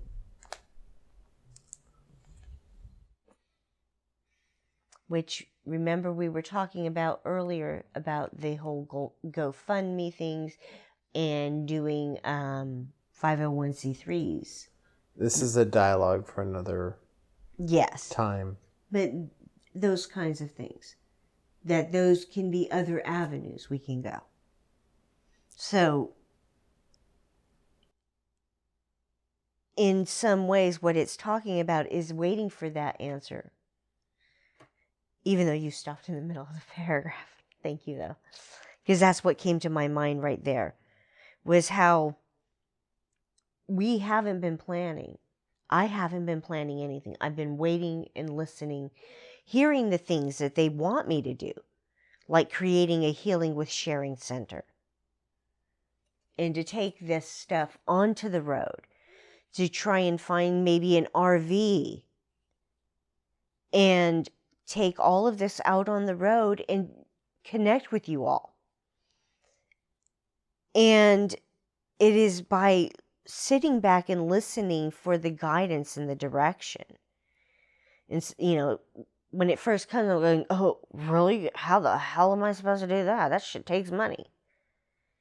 And then, I hear another portion at a later date.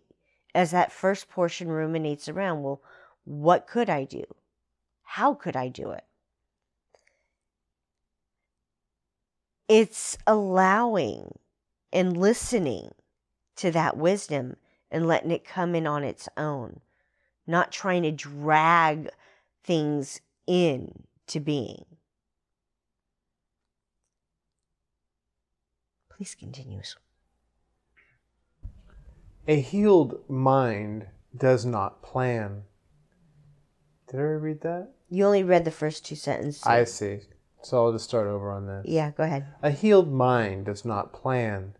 It carries out the plans that it receives through listening to wisdom that is not its own. It waits until it has been taught what should be done and then proceeds to do it. It does not depend upon itself for anything except its adequacy to fulfill the plans assigned to it. It is secure in certainty that obstacles cannot impede its progress to accomplishment of any goal that serves the greater plan established for the good of everyone. A healed mind is relieved of the belief that it must plan. Although it cannot know the outcome which is best, the means by which it is achieved, nor how to recognize the problem that the plan is made to solve. It must misuse the body in its plans until it recognizes this is so. But when it has accepted this is true, then is it healed, and lets the body go. Exactly. And what it's speaking of there, folks, is that you can be in the world yet not of it. You can be in your body yet not of it.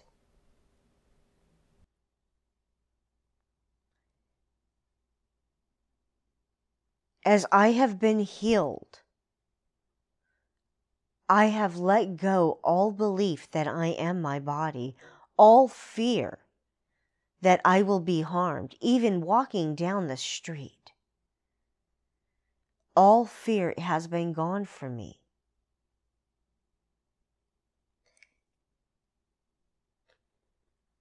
And it's that acceptance of who I truly am, what my true nature is, that allows me to let go all belief and all fear about anything happening to me, even getting diseases and dying from them. I recognize that simply is not possible. Please continue.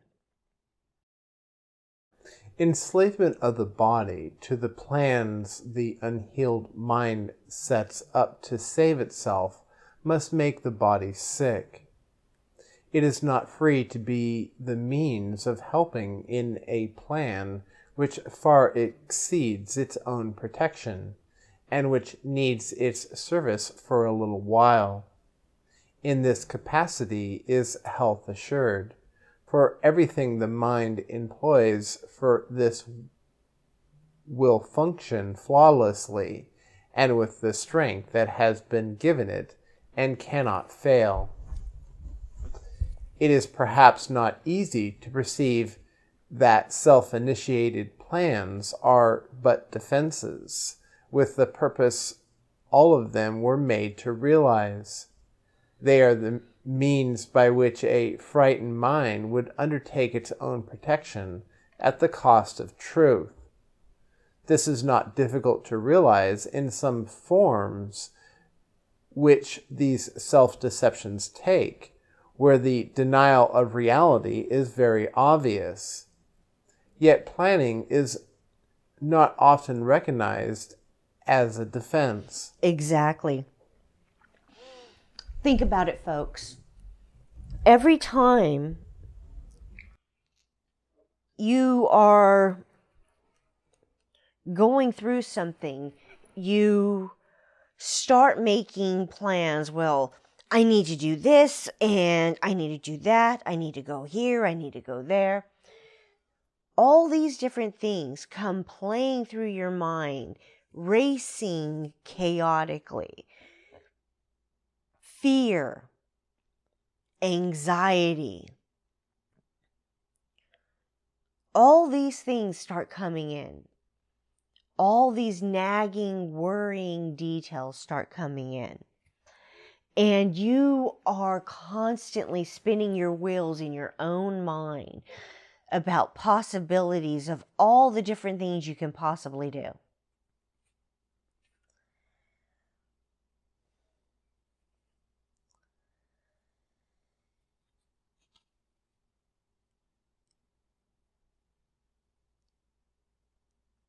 As it's stated, it is not easy to recognize in the moment that you are doing these things. Sometimes it's finding some little thing that can pull you out of it, even for just an instant, to give you that sense of clarity.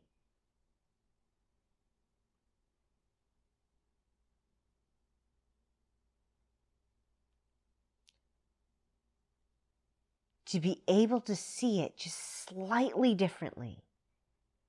To change how you're perceiving whatever's going on. To make it so it's no longer what you thought it was.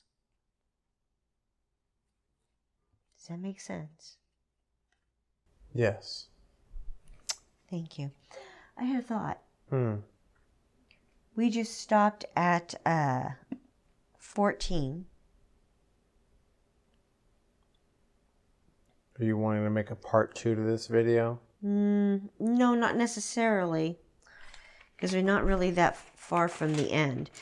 But I was thinking, speed it along. Alternate paragraphs. Read them quicker. You mean read 2 paragraphs at a time? No, I mean, I read a paragraph, you read a paragraph, make it go quicker. Whatever it takes, because we're at 2 hours now. This is our longest video yet, ever. Okay. So let me go ahead and continue on then with the next paragraph. 15. The mind engaged in planning for itself is occupied in setting up control of future happenings. It does not think that it will be provided for unless it makes its own provisions. Time becomes a future emphasis to be controlled by learning and experience obtained from past events and previous beliefs. It overlooks the present, for it rests on the idea the past has taught enough to let the mind direct its future course. And what that's speaking of, folks, is how we are picking and choosing whatever anything and everything is for. It's like this thing with this termination of tenancy that we've received. It's like we are looking at what's out there, understanding that we will have to move. And we are looking at what's available. And yet everywhere we look, everything we look at, we are being blocked. We know we don't have enough money. And we are making it as fast as we can. Yet every avenue we look toward, it's like it doesn't feel right. And as we spoke about it, we feel like we're being pushed out of the state. And this is coming really strongly into mind right now in regards to this. How our minds, our ego minds, want us to stay occupied with spinning our wheels. Going here, going there, doing this, doing that. And now that I got an understanding of where they want me to go, what they want me to do, and how they want me to do it. And I know what it is I'd like to do, and we've already stated what we'd like to do. Honestly, brothers, if somebody out there has an RV that doesn't have leaks, is running well, that, is willing to take, something not major for it. Less than 20 years old. Please, honestly, I think the most we could scrape together would be maybe $2,000, $3,000 right now. Maybe. I don't know. One of the things that keeps nagging at me is the statement that you made in the beginning of that, where you said, we know we have to move. Mm-hmm. I don't know that to be true. I don't know anything. I do. Do you? Mm-hmm. Oh, okay. I'm glad you know something. I'll just keep following you then, I guess. For a long time you've been in the lead. Now it's my turn. Yeah, it's all yours. Reins are yours. Thank you. It's about damn time I stepped up to the But bedtime plate. is mine pretty soon. I'm going to fall asleep here in a minute. I know. It's time for you to take over anyways. It says 16. I don't have numbers. See the screen? The mind that plans. The mind that plans is thus refusing to allow for change. What it has learned before becomes the basis for its future goals. Its past experience directs its choice of what will happen, and it does not see that here and now is everything it needs to guarantee a future quite unlike the past, without a continuity of any old ideas and sick beliefs. Anticipation plays no part at all, for present confidence directs the way. Yeah, and I seem to constantly be annoying you with my confidence in what it is I'm hearing and being directed to do. I don't know about that. I don't know about being annoyed by it or constantly. Were you just annoyed a moment ago? Am I? Am I annoyed that you think you know something and I don't think I know anything? No, I did not say I think I know something that you don't know. No, you said you think you know that we are going to have to move. No. You know that we're going to Yes. have to move. Excuse me. Yes, I do know that we have to. I don't know that. Okay. I think it's an assumption to say so. It's not. Okay. Alrighty then. I'm not clinging to a past that no longer exists for me. That's what it comes down to. So continuing on. Defenses are the plans you undertake to make against the truth. Their aim is to select what you approve and disregard what you consider incompatible with your beliefs of your reality. Yet what remains is meaningless indeed, for it is your reality that is the threat, which your defenses would attack, obscure, and take apart and crucify. Do you get that? Did you? Yes. Good. So understand that it's your judgments that makes you think you have to defend yourself and defend all the choices and decisions that you're making to believe as you are. And it is that your ego will have you believe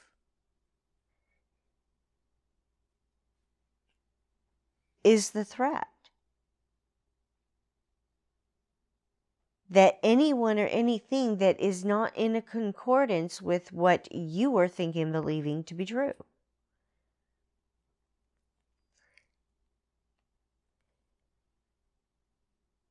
You will vilify anyone who points out a truth to you. You will crucify and demonize and take them apart and try to obscure and wipe them off the face of the earth any way you can when a truth is pointed out to you. Just like our brothers have been doing the last couple of days. Unfriending, blocking, calling me a fucking bitch and that they want to come beat my ass. Things of that nature.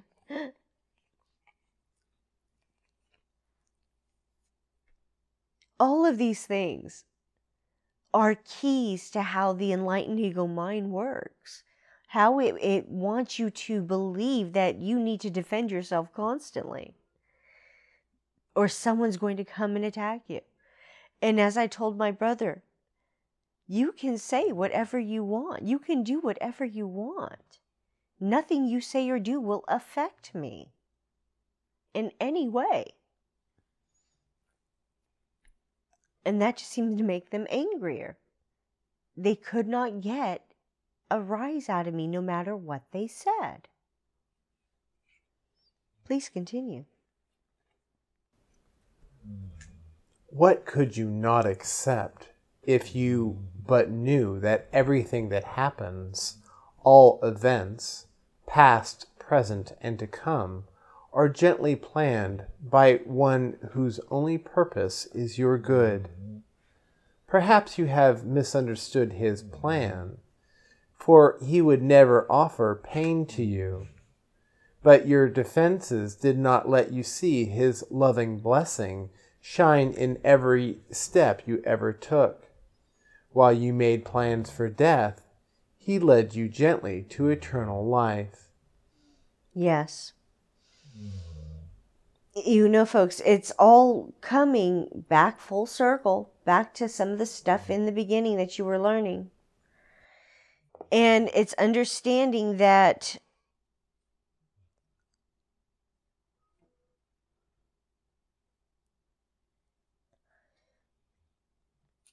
in everything,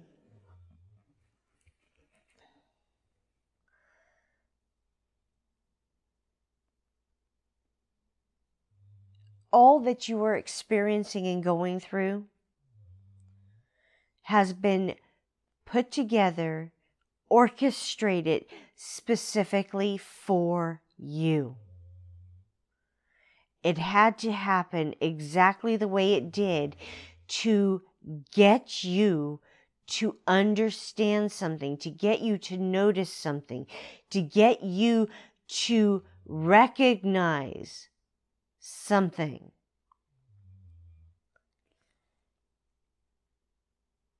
These things, it's like I keep sharing with you in regards to all the things I've gone through in the past. All of them pinpoint a lesson needing to be learned. Someplace where I turned my head from who I truly am. A moment I accepted something that was not true. This is what it speaks of.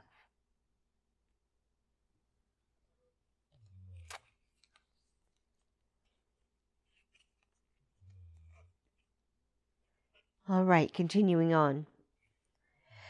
Your present trust in Him is the defense that promises a future undisturbed, without a trace of sorrow, and with joy that constantly increases as this life becomes a holy instant, set in time but heeding only immortality.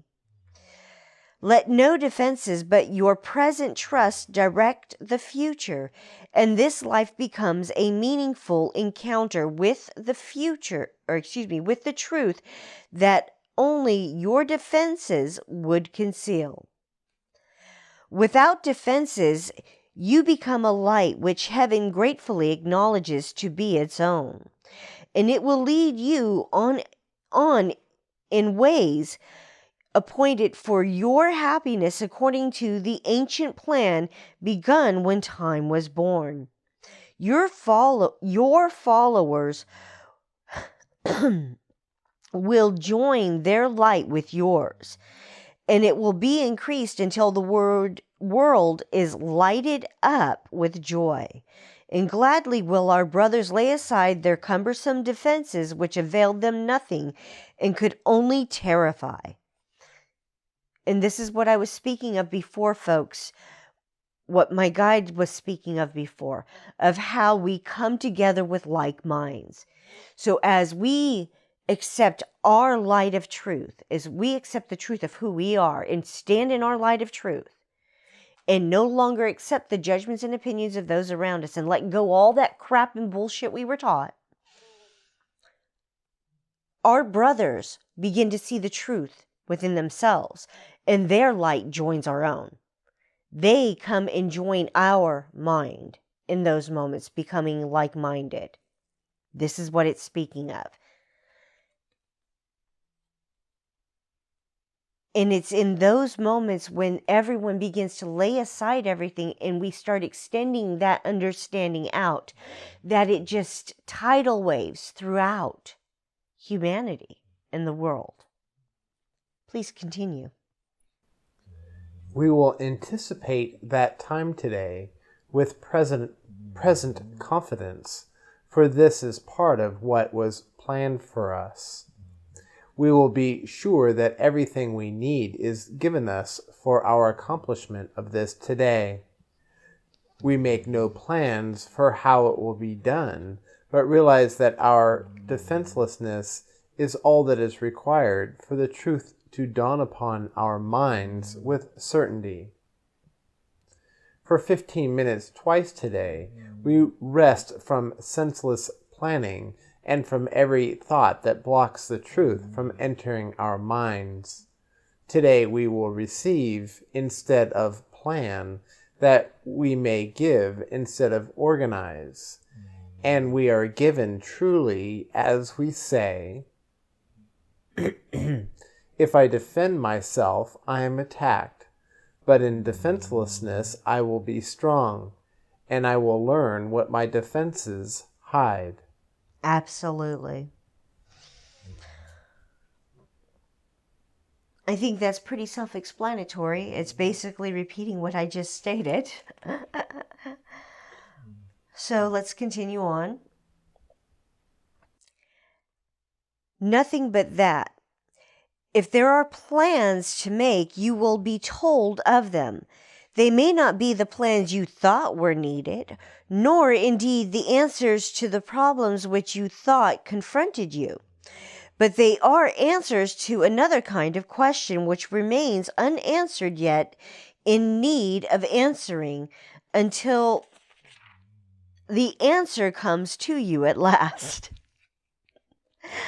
All your defenses have been aimed at not receiving what you will receive today. And in the light and joy of simple trust, you will but wonder why you ever thought that you must be defended from release. Heaven asks nothing. It is hell that makes extravagant demands for sacrifice. You give up nothing in these times today when undefended, you present yourself to your Creator as you really are. So, twice today, 15 minutes, we rest from senseless planning and go in with God. Look at these things that you've been judging and believing and defining yourself to be. Look at all those labels. And recognize how many times you're defending yourself as you're looking at them, defending what you believe that to be and why it's there.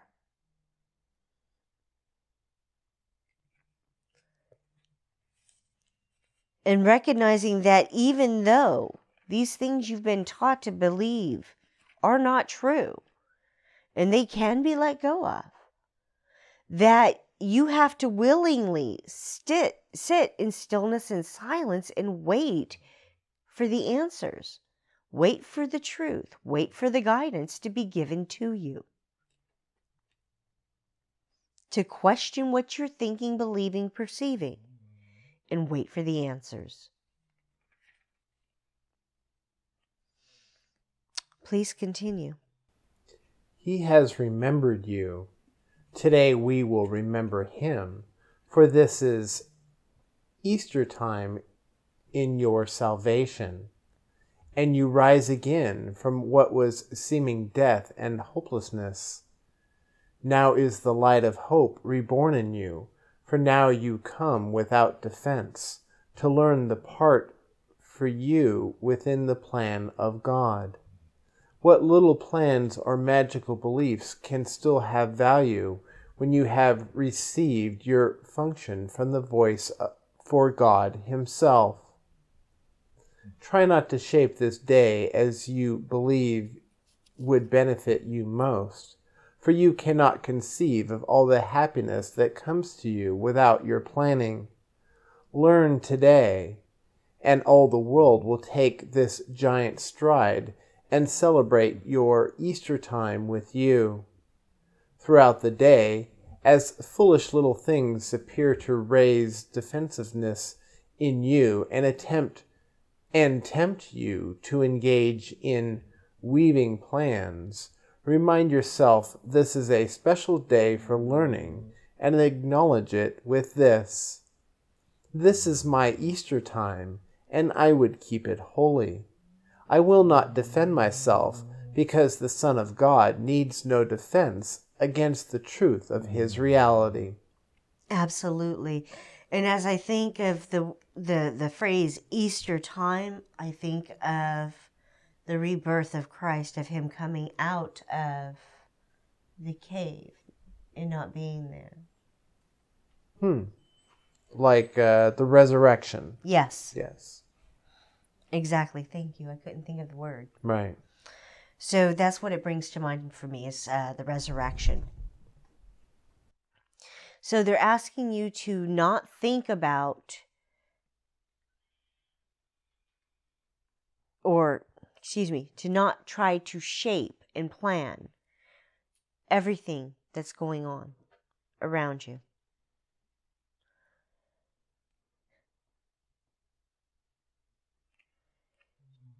To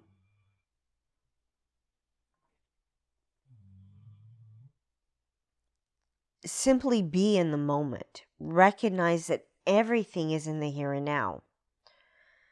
To let go all those things that you've been taught to think and believe, and to see yourself as you truly are. It really can't get much more clear than this, folks. That you're the one that has chosen to believe something that's not true. And as the adult you are, you have a choice. And you can choose again. All right, folks. This was Workbook Lesson 135. If I defend myself, I am attacked. With the correlating chapter text of Chapter 13, The Guiltless World. Section 1, Guiltlessness and Invulnerability. Invulnerability. Man, those words. Thank you for joining us today. My name is Sabrina Reyenga. And my name is Alex Reyenga. Hugs, love, light, and blessings on your journey, my brothers. You are loved. We love you. Please be the light you are meant to be. Please be the light we know you to be. Please be the light we see you to be. Please choose to be the light. Join our light, brothers. Add your light to ours. Clear your mind, free yourself of the things you've been taught to think and believe. We are here. We are looking for a way to come to you, each and every one of you. Seeking for a way to have an income and a way and a mode of travel other than our car. I was really hoping for A motorhome. a personal UFO given to us by aliens, but I'm not so sure that's going to happen. No. I keep looking at one of those small Toyota RVs, something small, compact that I could drive and he could drive. But it's only the two of us and our animals. And honestly, we don't need that much space. But I'd like to be able to come and be with each and every one of you. To share in the experiences that we've each had.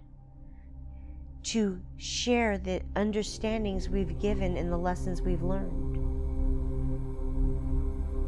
All right, have a blessed day and a glorious journey. Hugs, love, light, and blessings to all of you. You're loved. We love you. Bye.